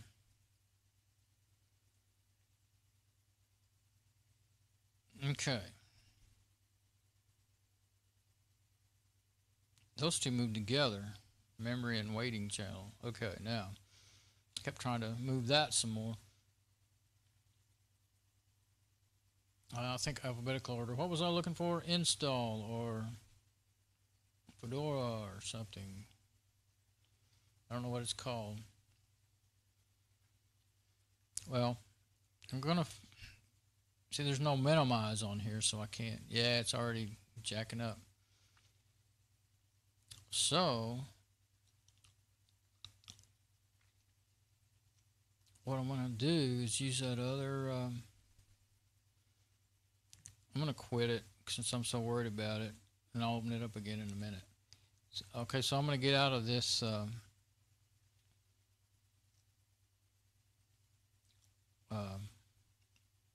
remote desktop viewer and use this other one. It's a lot easier on the resources. It used to be great. It used to never give me any trouble. I don't know why it does now. This one you can't... actually, I think there might be a way to make it in the settings. Once you get it open, there's not any adjustments you can do to it. Oh yeah, I remember this the last time and it drove me nuts. Let's go into the settings on it before options, yeah.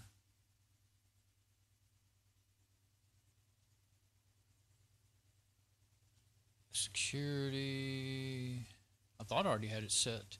I had figured some of that out. Oh yeah, there's a full screen shortcut in this thing. There we go. Resize remote screen on connect. Okay, that's not set. Resize remote screen to the local window, yeah. Full screen mode. Enable full screen mode over all monitors. All monitors. Okay. But what is the shortcut for full screen mode? I have that written on something over here. I remember that now. I saw it and I was looking at it going, what's that all about? I just think I found it. VNC remote desktop F8 app Tiger VNC. Yeah. Okay. F8. Okay, but that's really the way I think I want that. Yeah. Okay, so say okay. Now connect. And that solves my problem.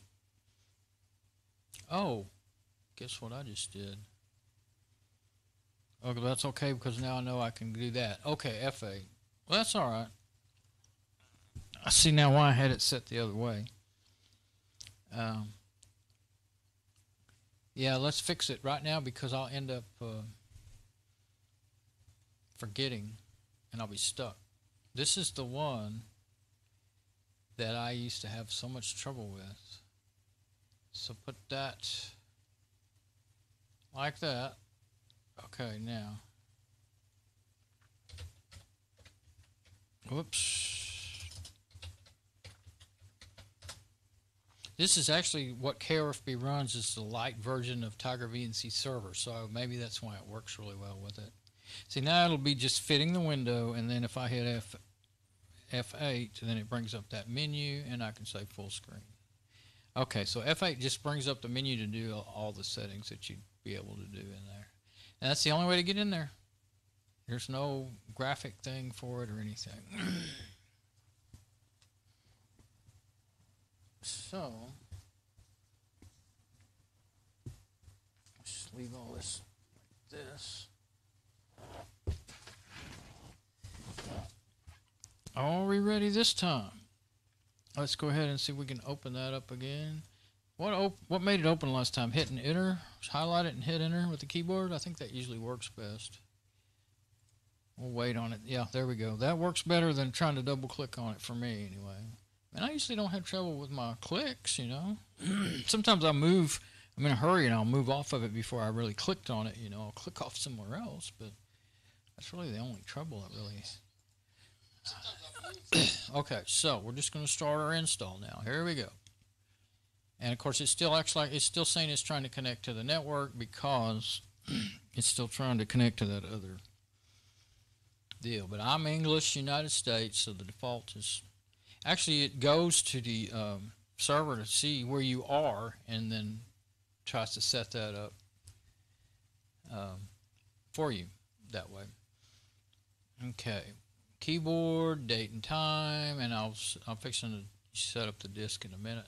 Network host name ENP1S8 connected. Okay, now I want to change it to, I haven't decided yet. Didn't I have, oh yeah, I have what I made for the passwords and all that stuff the last time. What did I give it? I don't think I want to give it the same network name I did last time.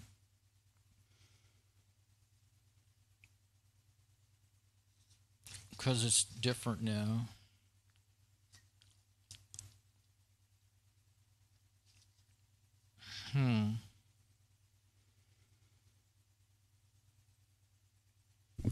I don't want to call it ASRock because I think that'll be confusing, because I used to call that other machine ASRock. I don't want to call it, I want to get rid of local host and leave the .local domain there. Let's see, I'm going to write it on my little note and figure it out. Not sure. Yeah, I guess I'll.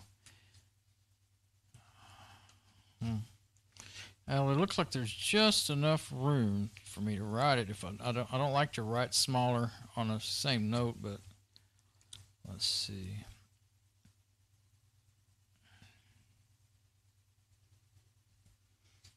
I could say ASRock 8300, 8 core. Oh, I was going to say 8 core, something like that. I think I'd rather have 8300. Can I remember that? Probably.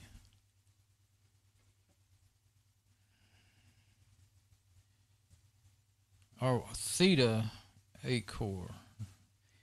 Yeah, yes, no. Let's just say I still like ASRock. Okay. So I don't want to use all capitals and stuff because it's too hard to type it. If I do want to type it to get to it on the network. 8300. I like that. ASRock 8300. That ought to be okay. You can type that out right quick without using. I've been remembering that processor number ever since I've been looking at them. So now that's just the network name. You know, that'll be. I clicked apply. Oh well, you can click apply, but then you got to click done. But there's no other. Well, that I don't know. It might ask you for the other Ethernet adapter if it was working, but since it's not, it didn't do it. I guess. I can't remember. Well, last time I don't think I ever did an install with. I just added some after an install on that server. I added 2 more network cards and got all that working.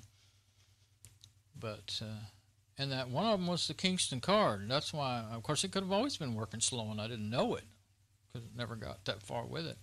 I just have trouble every time I rebooted it. It would default to the wrong one, and it would be off the internet. It seemed like it kept rotating or something. I don't remember what it was doing. All right, now this thing.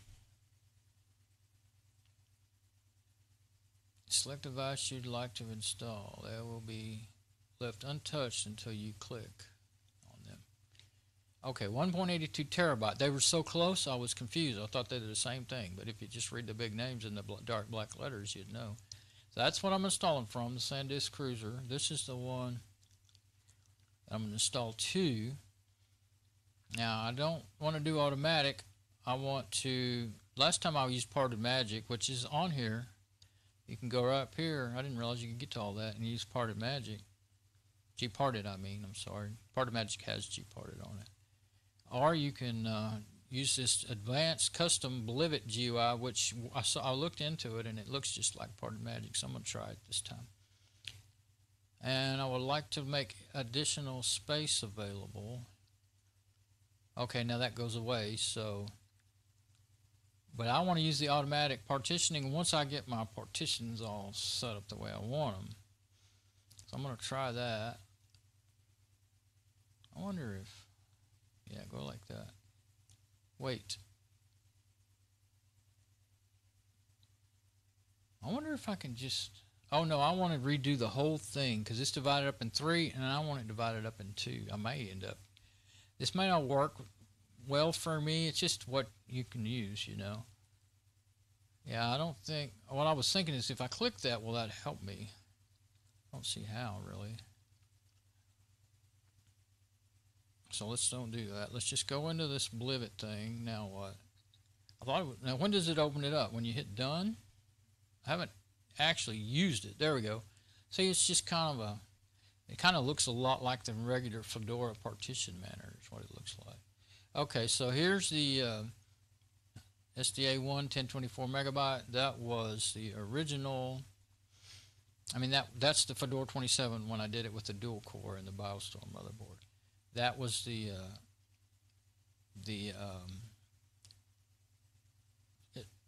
SDA4 is the the one with the LVM and everything on it. And then these are the EXT4s I hadn't done anything with yet. I was going to do Fedora 14 and a backup partition, but now I realize, now that I've decided, I hadn't decided to upgrade the machine at the time. Now, so, you know, Fedora 14 would have run just fine on the other because that's what it was installed on. But now, since I'm not going to be doing that, it's a completely new machine, really, you know. I'm going to just divide it right in half. So, what all I need to do is delete everything and then divide it in half. So, let's see. Yeah, because none of that's going to be the right size. Delete. I thought something crashed for a minute there. What is it doing? I hope it didn't.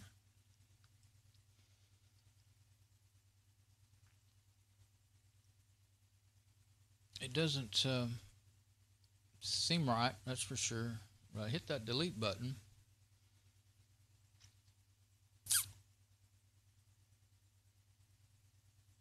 Yeah, I'm not on the am I on my SD card or something and didn't realize it? But I'm not. SDA. Yeah, this is the right one.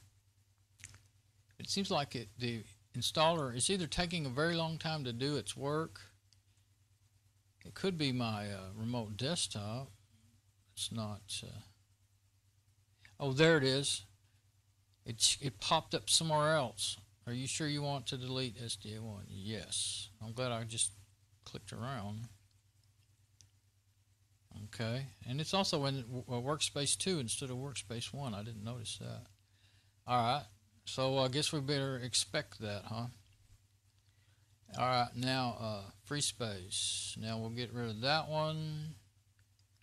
I guess we're going to have to, how are we going to delete our F? It's not letting me work with the LVM at all.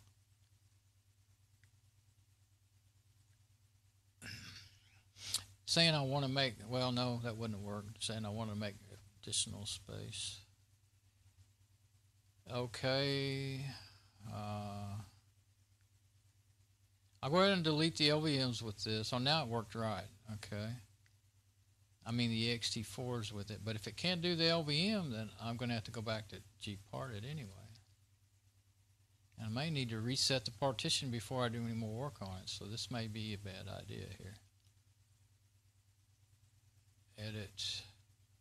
Resize. I'm trying the different ways of getting at it just to see, but no, it can't. Well, no, it's not giving me any readout, you know, any information. But well, okay, now I can do it. I just needed to click here instead of on disk. I needed to click on LVM or on SDA. Now I can work with the LVMs. Oh, it has like that.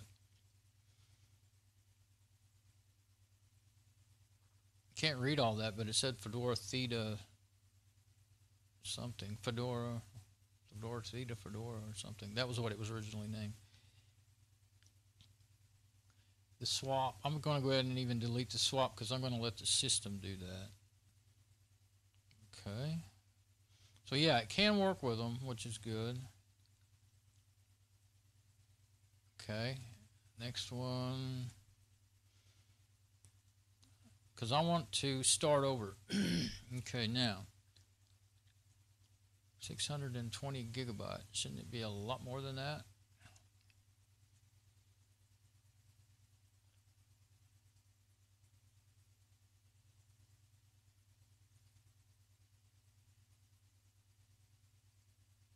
Okay, now that's kind of weird, but I still have an LVM I haven't got rid of yet.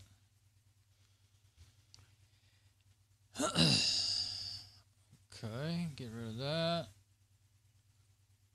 What's this one? This is the main. The LVM is kind of like, I don't know what to call it, but it's the same. Like it shares its space with the regular partition, which I think is ext4. Yeah, it is. Okay, now it's all good. 1.82 terabytes, completely empty. Okay, now I'm sure I can keep working here. I don't have to reset the hard drive or anything. It's when you write new partitions is when you need to reset, where you used to. But see, now these installers will let you do this and just keep right on going. So I'm going to try to do it. It may, unless it tells me I have to. Okay, what's that? Set partition table. That should all be fine. Okay. Now, I want to see 1,863 gigabyte. Let me get my calculator out. That's exactly what I need to know. Come on, calculator, turn on. I guess it has to be out in that light for a little bit. I have a TI. I've had this forever. It's been the best calculator I've ever seen. It's a TI BA-35 Solar. I've had it since the 80s, I think, or very early 90s, 80s. Because I had it the whole time I was working at General Dynamics. I don't think the whole time. I don't think I had it. I started there in 1979, and I worked there for several years, get laid off, then go back later, and all like you do in aircraft defense work. Anyway. Can't remember now when I bought this calculator. I remember I had a calculator watch in the early days. I used to use it all the time.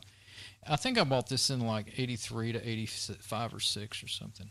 So anyway, this is how electronics should be. Still works like it was brand new. And I have a cover for it, and it's down in the shadows, and it didn't come on. I was griping about it not coming on. It's just because it hadn't had no batteries, but it works under the solar, just from your light bulbs at night in your house. Works perfectly. All right, there's enough commercial for old TI products. Now, 1863 divided by 2 equal 931.5, 931 gigabytes. These are gigabytes. Of course, I know I could just 931. 930. Boy, it's hard. There. Oh, I hit it. I actually hit it. 931.5. That is so hard to do. 931.5. I got so excited I nearly messed it up. Okay. ext4. You don't need to give it a label or any of that because when you install Fedora, it'll do that for you. And let's put this lid back underneath it in case I need to use it again. It kind of snaps on in the back or the front, whichever way you want it. Just lay it right there. Oh, I'm going to need that sticky note with all the... I guess I'll use the same passwords that I figured out for the last time I installed this, and then I'm going to have to rewrite all that down. Okay, did I get that right? 931.5. Well, I won't know anymore because I didn't write that original number down, but I'm sure that's right. It looks like it's right in the middle. Now, I don't want it encrypt. I don't want any advanced options. It's primary, so that's what I want. I'm glad I looked at that because, yes, I do want it to be primary. All right. Now, there's one. Now, here's the thing. Okay, you got free space, right? Well, if you just say in Fedora automatically install, then it will go to that free space right there. And I'd rather have my operating system at the front and my backup at the second half of the partition. So I'm going to add another one, not in 31.5. Primary partition, ext4. It defaulted to ext4. Now, there's two ways I could do this. I could go ahead and delete this one and leave it as free space, which is what I used to always pretty much have to do to get it to work out right. Or I could go in there and say I want to clear extra space. You know what? Last time I did it this way and I had no problems whatsoever. You could go in there and click that little box that I was talking about earlier that says I want to free up some space and just tell it to do it only on SDA1. But I'm not sure if I'd get into any hitches. What I do know is I've been doing it this way for a long time. It seems kind of ridiculous to make and break, break it, make it, and then take it out. But if I delete that, I'll have all that free space in front of the SDA2, and it'll call it SDA1. Better, or I'll be mad because I want it to be that, or it'll be a bit confusing as I work. I think it did last time. It says error. Okay. Oh, I need to go somehow get back to how do you get done with this? Undo last section, reset all. Maybe it won't let me do that. Undo last action.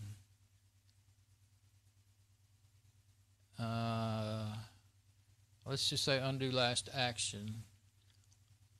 There's not two windows here. Yeah, see? I just thought you'd hit done and to get out of this and get back into the normal thing. Okay, let's see if that's what I'm going to have to do. Click for details. That's at the bottom there, that yellow came up. Reset all, undo last action. See, I've got two identical size 931.5 gigabyte partitions. That's what I want. What happens when I say done? It still won't do it. Undo last action. No, seems like when I got in here just to look around, I had this problem. And there's a certain way to get out of here. I'm going to go ahead and delete it again because that's what I really think was going to work for me. See if that'll come up. There it is.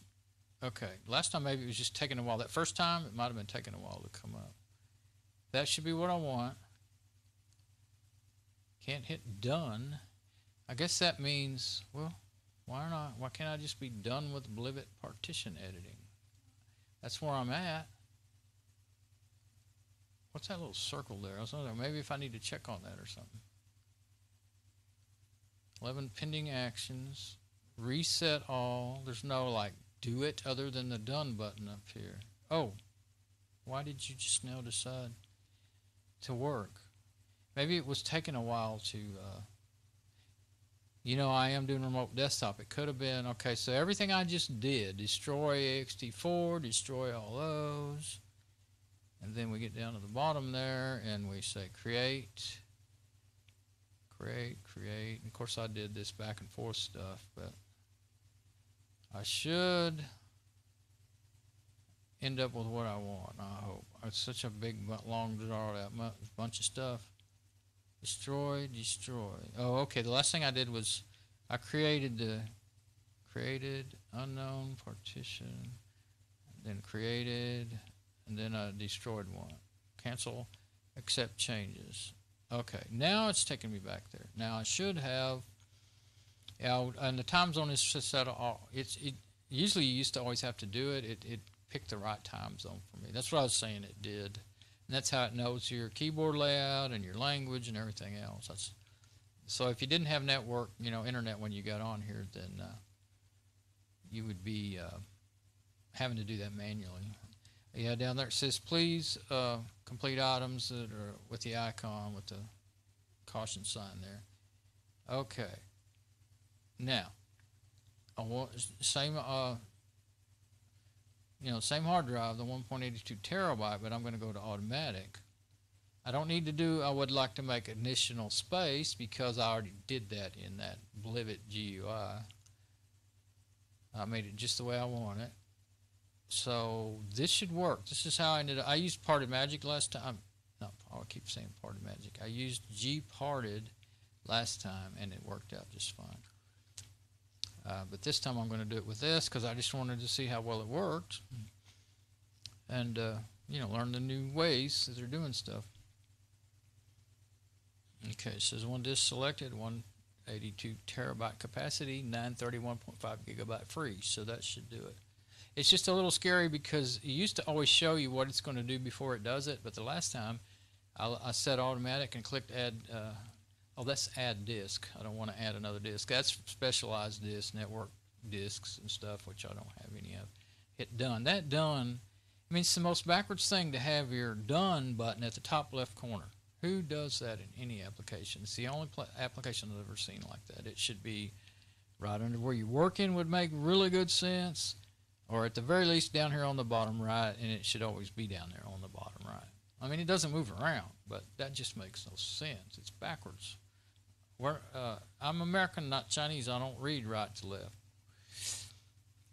Okay, installation, and Fedora's not a Chinese company either, so why are you doing that? Okay, so installation options, but I talk Chinese sometimes. Okay, I can't talk right. Okay, your current Fedora software selection requires 1241 gigabyte of available space, including 4.51 gigabyte for software, 7.49 gigabyte for swap space. It's just going to make a new swap. I deleted that one that was on there. The disk you've selected have the following amounts of free space: 206 megabytes free space available for what? And 121 free space unavailable but reclaimed from existing partitions. You don't have enough space available, so I set it all up, but it didn't work right.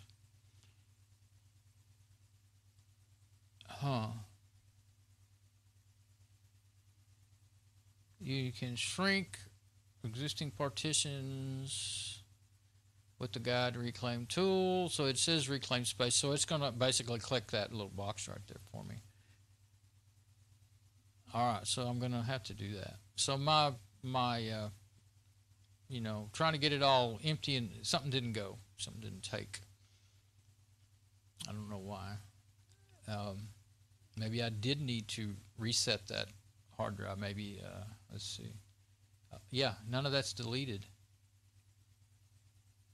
None of it is deleted that I just got through deleting. So got to be really careful there. SDA, SDA, SDA, SDA, SDA. But that's all SDA. None of it's SDB. So I think I can still do it from here. I don't understand why it didn't work. I'm feeling a little uneasy about it now. I kind of want to go back to Parted Magic and just do it that way. Well, since I'm really early on in it, I'll just go ahead and do it and see. Because if most people wouldn't even know that there is a Gparted, not Parted Magic. I usually always boot up to Parted Magic to use Gparted, but I used to have to because it wasn't in Fedora like this. Until finally I got wise and I said, why don't I just install it in the live system? And well, actually, some of them you could install apps and it would let you, and some of them it wouldn't over the years. But yeah, all these are SDAs, and SDB is the one I want to keep for my backup. So I'm going to say delete all. Now it changed to preserve all, so now I'm going to say reclaim space. Okay, now I went back to the front screen. It's kind of wacky. I don't like that. Okay, now what do we got? See if it would just let me see what are the partitions on my drive. Well, you know what? I can see that. Let me go over here. Now let's see what I've got. And I don't think I won't do anything because look at that. Nothing's been done to it yet. Oh, I see. It's still setting up to do it, but why didn't it take before in that Blivet? See, none of it's been done yet. It's actually still just like it was. So I guess the application still hasn't actually done the work yet. Now what's going to happen? Is it going to do it? Let's give it a chance, because at very worst, I'll just reboot. Or actually, I won't even have to reboot. I can just use gparted to do the actual work I want to do.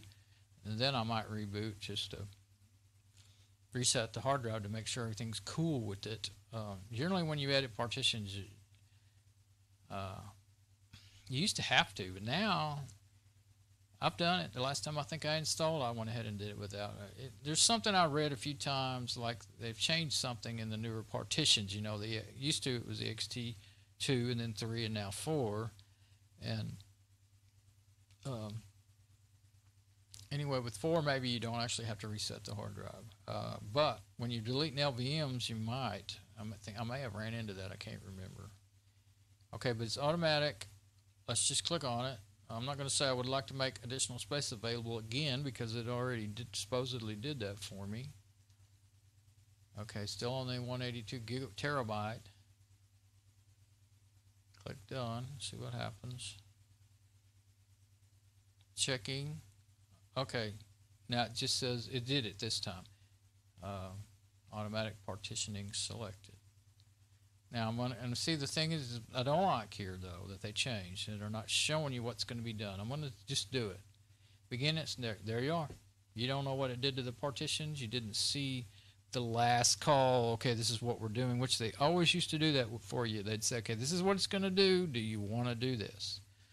And boy, if you were trying to make a dual boot system with a Windows system, and you don't have that last call to make sure you're not deleting your NTFS partitions and stuff, you could ruin a system. So next time I will go back and use part of Magic and gparted, and do exactly what I want, see that it's done, maybe even reset the hard drive and look at it again and gpart it before I even open up the Fedora installer.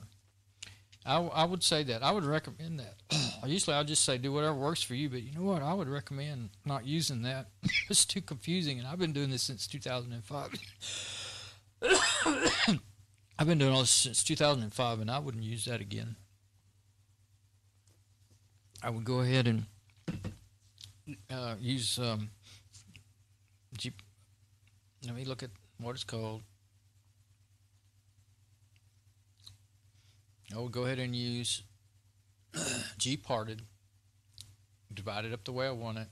Make sure I don't, like if I had Windows or any other Linux distro on there, make sure I don't delete that part. That's when it gets tricky, when you could really screw up. Fedora used to be one of the best about not leaving you in the blind, you know. Now it's the worst, I think. That's just terrible, not showing you what it's doing right before it does it. Because the way it's so back and forth, see, I did it. I did it all in that blivet, and then it tells me, oh, you need to do this. And then you do it again, but it still doesn't say, oh, well, I won't go on and on about it. Okay, root password. Let's make us a root password.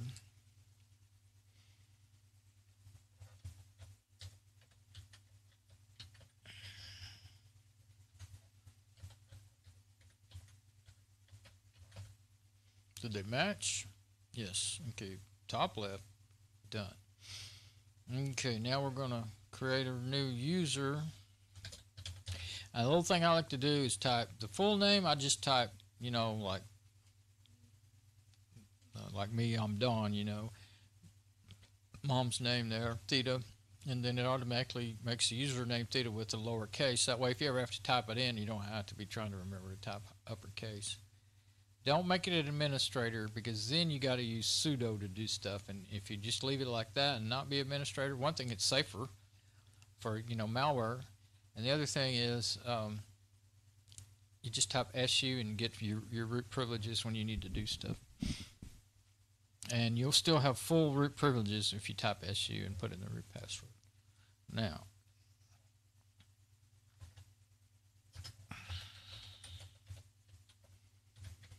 I tried it one time the other way because I kind of forgot, and I thought, well, I think that's what I want, because I hadn't really paid a lot of attention, you know, and I was screwed up. I had to go back and fix that. I couldn't stand it. And what's all this? Advanced user configuration. See, she'll have a directory home theta. Oh, specify IDs. Let all that be automatic. Group membership. Well, I wouldn't worry about any of that. If you need to change any of that, you can do it in a GUI later anyway. Ahead of time, I wouldn't know until I install some app that I need to be in a group, you know. Okay. And I have KRFB in the live system, but I won't have it in there. But, well, I have a password written down here for KRFB, but I'll use that later. Okay, so we're installing, but we're already at 70% of the software installation. It's pretty fast. It's been pretty fast ever since. It started getting faster around Fedora 17, and then it just really seemed to get faster and faster by enough to notice it. At least every couple of releases. I don't install every release that they come out with. I'm always a little behind, like 2 years behind usually. With Mom's, I was from Fedora 14 to Fedora 27. But she ran perfect, no problems.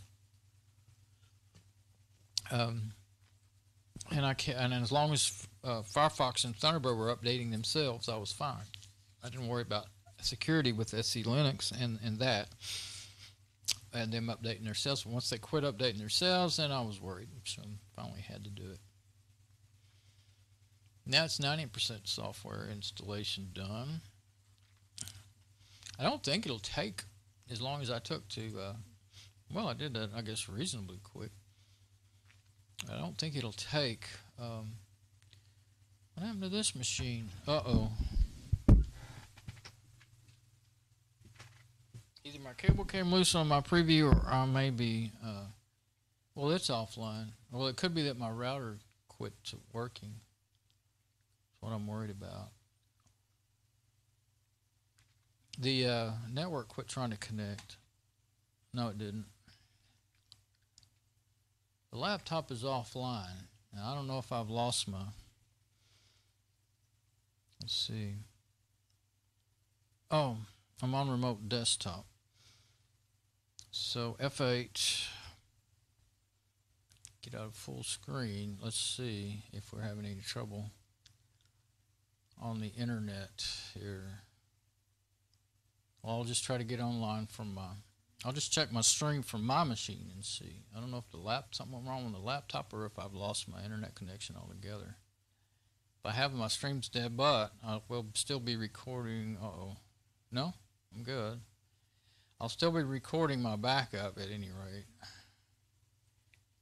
Let's go to the live dashboard. I hope not. It sure takes, it's really a pain to upload those videos. Oh, I'm still good. Okay. It's really a pain to upload those videos. And I can't show you, well, I can show you, but I can't show me. But, yeah, everything's good there. Oh, I'm still good. I don't know what's wrong with the laptop. Maybe the cable got yanked. Doesn't seem like it was out. I'm going to go ahead and just reboot the laptop. Oh, wait, let's see. Disable network and re-enable it and see if it starts working again. No, it doesn't act like it's going to work. I don't know, unless the router that it's plugged into is messed up. I'll reboot the laptop and see. I can't think of what would mess it up other than that cable. It doesn't have a clip on that cable that's plugged into the laptop. But it was working just a little while ago, last time I tried to look at it, so it should be all right. Oh, sorry, I'm showing you my beautiful desktop background instead of the work I'm doing here. Oh, and it's complete. Got me all, I was trying to show a complete install, and I messed up. Okay, so complete. Fedora is now successfully installed and ready for you to use. Go ahead and reboot and start using it. Okay, so I'm going to quit. Now, I'm going to give you a cliffhanger because I need a break. As a matter of fact, I need to eat supper. I'm starving. So, you know what? It may have to be a cliffhanger until tomorrow. Well, I want to reboot it now. Let me log onto that laptop.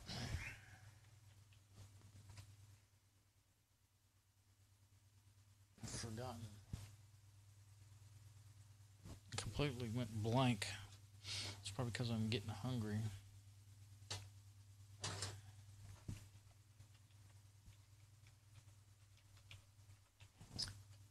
I want to see if that laptop will go back to working again. My mic stand was sagging on me. Okay, where am I at? I'm still on the freshly installed. Yeah, I'm still on the freshly installed system. Of course, I can tell it to reboot from here, but that won't work. Actually, what I probably want to do is say shut down. And then, see, because I'll have to get on the camera and all that stuff. I got to at least try one boot before I go. Okay, but I want to get my laptop back up where I can know that everything's all right. Because, well, no, it's not online. So I'm going to say that the router it's on is acting up. Because I was able to check I can see that it's not connected. So I won't try to fix that right now. I'm just going to turn it off so it won't distract me. Because I did see that I was still online. And the stream was still working. Okay, so what I'm going to do...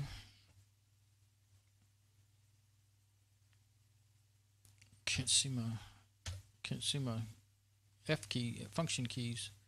What I'm going to do then is I'm going to shut this system down instead of rebooting so that I'll have time to, of course that closed the remote desktop viewer. I knew it would do that. Okay, so now I'll have time to switch the camera over to it and get on the camera. Okay, now we're still on our SM58.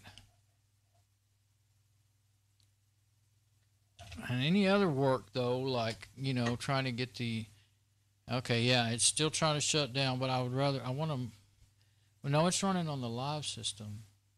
So it doesn't hurt. I mean, let's wait just a little bit.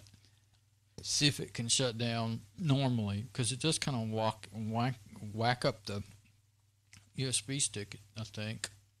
Makes it I want to read right. But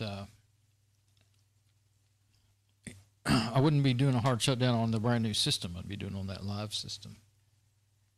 And now, see, I can't see what's going on with my laptop, so let's see. I can reboot that router. Well, no, let's just, that'll just take more time. I'm worried about it, but I'm more worried about getting into more mess. Okay, I'm going to hard shut this thing down.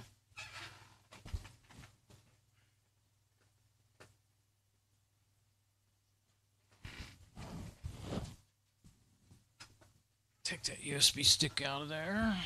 Put it up here on the desk. Now I'm going to turn it back on.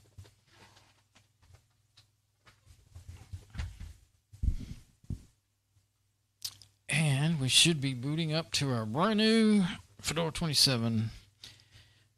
Actually installed on the 8-core 8300 CPU, ASRock motherboard, and 8 gig of RAM. And maybe then it may not work right. I'm going to think it won't work right off the bat, but maybe when I do my first update, which I'll probably do tomorrow. There we go. There it is. It's got the rescue and the kernel that was installed. But I'll do my first update, and I'll do that. I think I'll probably do that tomorrow, and I'll do a video of it. And I want to watch that command line as it comes up. And yeah, since the ASRock network card didn't work, or onboard network didn't work during the live, I don't see why it would work. This same kernel, you know. But once I get it all updated, and everything will be, you know, there won't be any leftover code from the old CPU and memory and motherboard, then maybe we'll be all fixed. If we're not, I'll try to fix it again. And if I can't, I will leave this D-Link 100 megabit card in there and just use it. See how it runs and everything. Okay.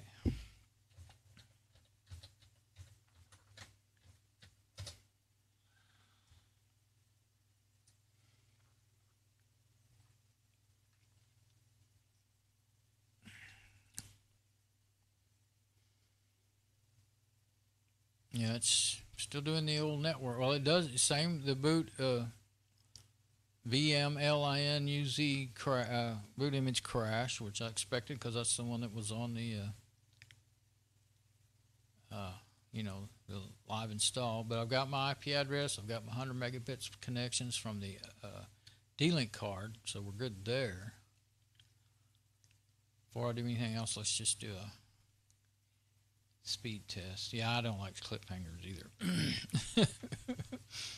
Well, I'm a binge watcher now. Now that you can watch, like I started watching Beverly Hillbillies about, I guess it's been, I don't know, maybe it's only been 6 or 8 months ago. I was going to say a year ago, but not that long. And I've been binge watching. I watch Beverly Hillbillies every night before I go to bed. I've been getting the biggest kick out of it. I loved that show when I was a little kid, and I never realized how many episodes I never saw.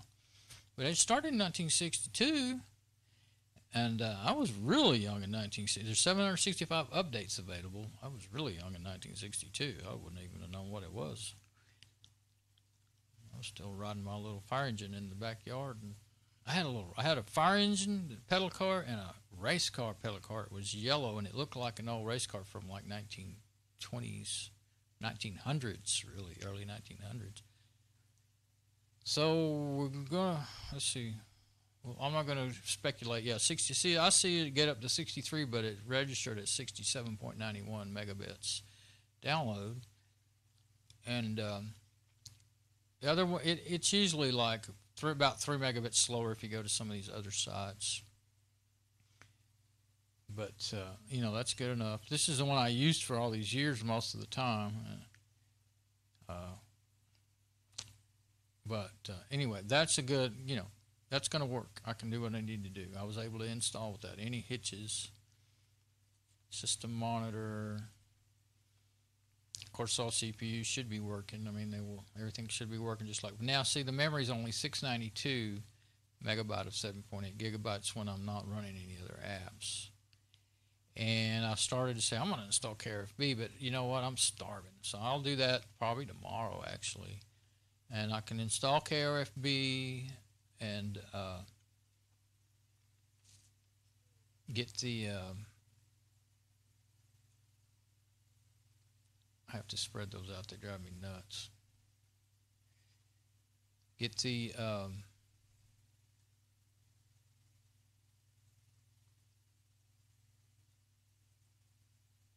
I've forgotten what I was going to say now. See, now I can organize it by Dragora Updater is the one using the most, and then System Monitor the next of the memory. You can go by CPUs. The other thing I do a lot, System Monitor, 8% of the CPU just for that System Monitor. I don't use the System Monitor because of that. And it doesn't have the search up there where you can search out apps. And I want to find the one that I'm looking for, the one that's not responding or whatever. I just do a search for it.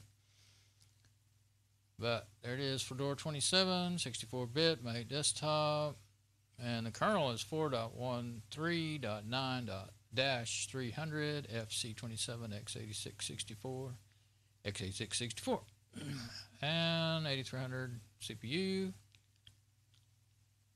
And it says, available disk space 1.7 terabytes.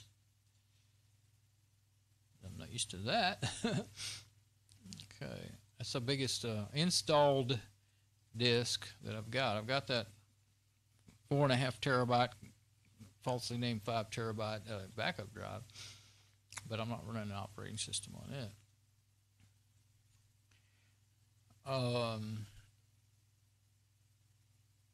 Let's see. So it's just the basic stuff until I get working on it.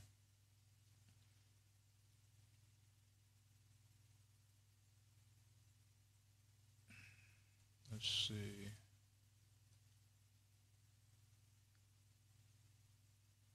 Oh, now the whole page is different. It's just fedoraproject.org. Trying to think. Oh, it doesn't even have the search bar up there. It's all.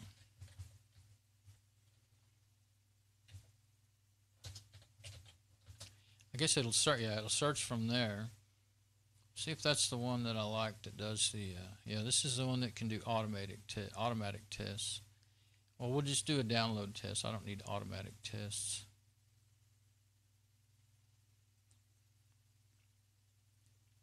I guess that'll do it.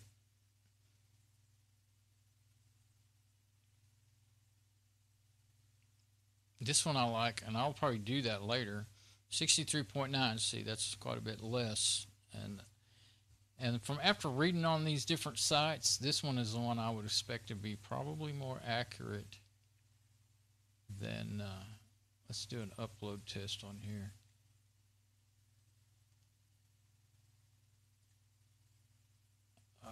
Than the one that I usually had been going to, and it's on a lot of the others too.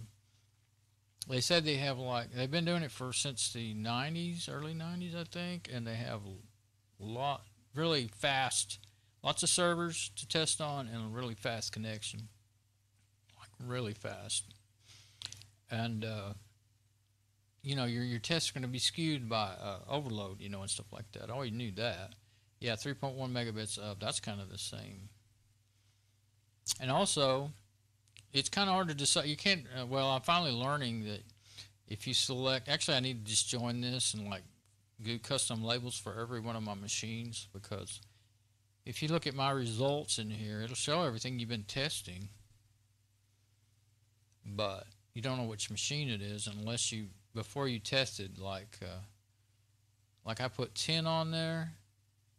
What is that? Oh, that's Mom's 10-inch tablet, I think. But you can go 1 through 10 by default, or you can just, or it'll just say US. If it's Android, it'll say Android, so that's one of the phones or the tablets. Oh, so that wouldn't be a tablet. That might be Mom's machine. See, I've already forgotten. I decided to use 10. Probably that is Mom's machine when it was before yeah, 305. Let's see, one of them's up, one's down. Okay, that's up, 305 up and 714 down. That was like the fastest that Kingston network card did. It did mostly 5 something. Anyway, the other times I didn't think to label it. That's a picture of a guy in a bed. So that's a bed. That's the bedroom. But I don't remember what that means. You know, now I don't know which machine that is. They're all in my bedroom. So anyway, and a lot of them I didn't even notice that. I didn't select anything. I think the ones that say US and then that one shows a little Android guy, so that must have been on a tablet or a phone. So there's no way to really decipher it until you start really getting some labeling going on. Of course, if you only had one machine, it wouldn't be necessary. Okay, so I'm not going to open that up because it takes a while to load, but it said 700 and something updates available. I mean, it runs great, and so now that I have an Ethernet card in here that works, she's not going to be, I just hate that it has a gigabit onboard card that's not working. I want to fix it, because right now, she doesn't do any file transfers or anything, ever. She doesn't know how, you know, over the network or anything. So, I do sometimes. Well, that is one reason. Now, one good reason is because let's go ahead and shut it down, and I can talk off of there. Shut down. Now let me go get back on my. Oh, I don't have that camera aimed where I can show it at me anyway. Well, I'll get back. I guess I should have just stayed there. So it's shut down. 2 is just still laying there running like that. That's fine. I'll put the door on it here in a little bit. I don't want to plug in that door fan with it running. Just let it sit there and run until it shuts down. Well, I'll leave it like that and see how long it takes to shut down. I didn't think about that part. If I wanted to set her machine, well, she's going to have a backup partition on her. Oh, I meant to look and see if all that was in good shape. Forgot. I'll do it tomorrow. That's what I kept thinking I wanted to do. Anyway, I always wished I could have hers back up since I was running out of space on hers, I wished I could back it up easily over the internet, Ethernet, over the local network to my backup drive. But I don't even have that. My Lenovo Wi-Fi is not accessible that way on the network right now. I don't have it set up. But that would be something I might want to do, and a gigabit Ethernet would be great for that, for backing up quick. Because this is a gigabit, and her machine would be a gigabit. But I mean, I used to do, lots of network transfer over 100 megabits before gigabit ever came out, and it was fine. I didn't know it wasn't anything any better, I was just glad I didn't have 10 megabits, So I wasn't really into networking, but when they were all 10 megabits, so I really started learning on 100 megabits. But it's taking a long time to shut down still. Maybe once I get all the kernels updated and all that, it'll quit that. I hope so. It's just irritating that it takes that long to shut down. I saw it shut down really fast a couple of times. I think it must have been after I'd updated her machine, her old install. But I mean, it would be fine for her, is what I'm trying to say. This card would work fine.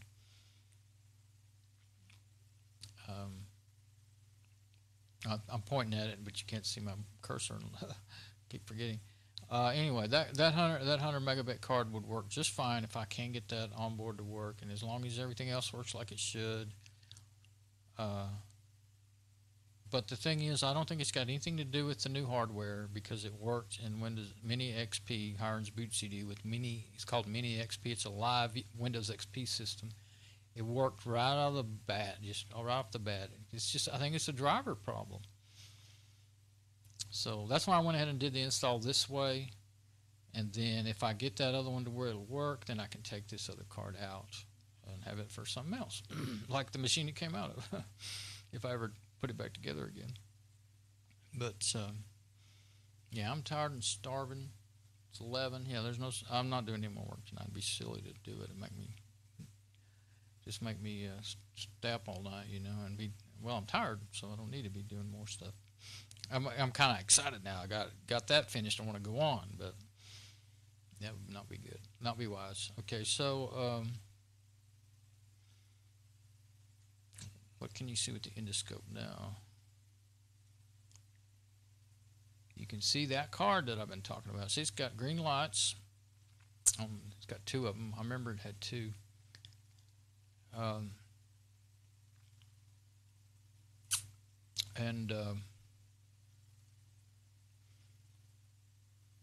Yeah, but that is really ridiculous how close they have that other PCI slot to the slot for the video card. I mean, a lot of them have huge heat sinks on them and stuff. That one just has a small heat sink and a pretty small fan. So, but it's basically not usable like that. So that's one thing. That's the one thing. Well, that's the layout thing I don't like about the ASRock. I really have liked this motherboard ever since I got it, except for that. I didn't notice that till now because I never put anything in a PCI slot. And this problem. Well, I don't think this problem with the onboard is really anything to do with the ASRock itself. I think it's just that Fedora 27 doesn't have the driver in its kernel. Finally realized those Ethernet drivers are in the kernel. They're not just extra software. They're in the kernel. I read it. I read something somewhere the other day when I was researching that told me that. So I guess they can only put so much in there, or it's going to be so bloated, So they probably were in there and then they took them out. Well, I would guess, because this is an older motherboard now. So it seems like they took them out kind of soon to me in my timeline, but not in theirs, I guess. Either that or it just wasn't such a widely used one that they never actually put it in there. But the thing is it worked in Fedora 26 on the dual core, so it was in there. But why would it? I mean, it's still the same chip, same motherboard. I've read. I guess I should do a little more research, because I remember a couple of times reading. Well, all I remember really is Wi-Fi not working. Not so much because of a chip. I think I've read it's a possibility, you know, the CPU, I mean. But RAM, I've read more than once that sometimes people put new RAM in their system, and their Wi-Fi chip wouldn't work, and they went around and around with it trying to fix it. So I don't know. I gotta try and remember those things. I always forget them, and it comes and goes, you know, different ideas. But yeah, that camera is pointed at the screen right now, the one that I usually say goodbye on, so I won't do that. Won't be able to do that. And I guess we'll say, but it's still running. I'm just going to go. It hasn't shut down yet. I don't want to hard shut it down, so I'm just going to leave it there. I'm going to go get my food, and it'll shut down when it shuts down. I know it'll shut down. And hopefully after its first updates and everything, it won't do that anymore. It won't sit there running and running. But I've watched it. One time I kept it on where I could see it, and it took forever to shut down the firewall, and then it went through everything else, you know, other things really fast, and then it got to the last thing where it says like system is ready to shut down, and it sat there forever. A couple of times I let it do that, and then got tired and, you know, hard shut it down. But usually when I see that it's sitting there trying to shut down the firewall forever, I just push the button. But I don't want to do that in this system, you know, I mean. And I don't think it's going to keep doing that, because I think it quit doing that right after. It's when I was booted into the Fedora 27, the old one. I think it quit doing that after I updated. It ran an update on it, even though it was on the 8-core system. So anyway, it's good looking, I think. I mean, the wires are messy and everything, but you know, it has the red lights on the front, and then a red fan on the side, and then it's got red memory, and the white blades on the CPU fan. They'll look kind of neat through that window, I think, once everything's all put together.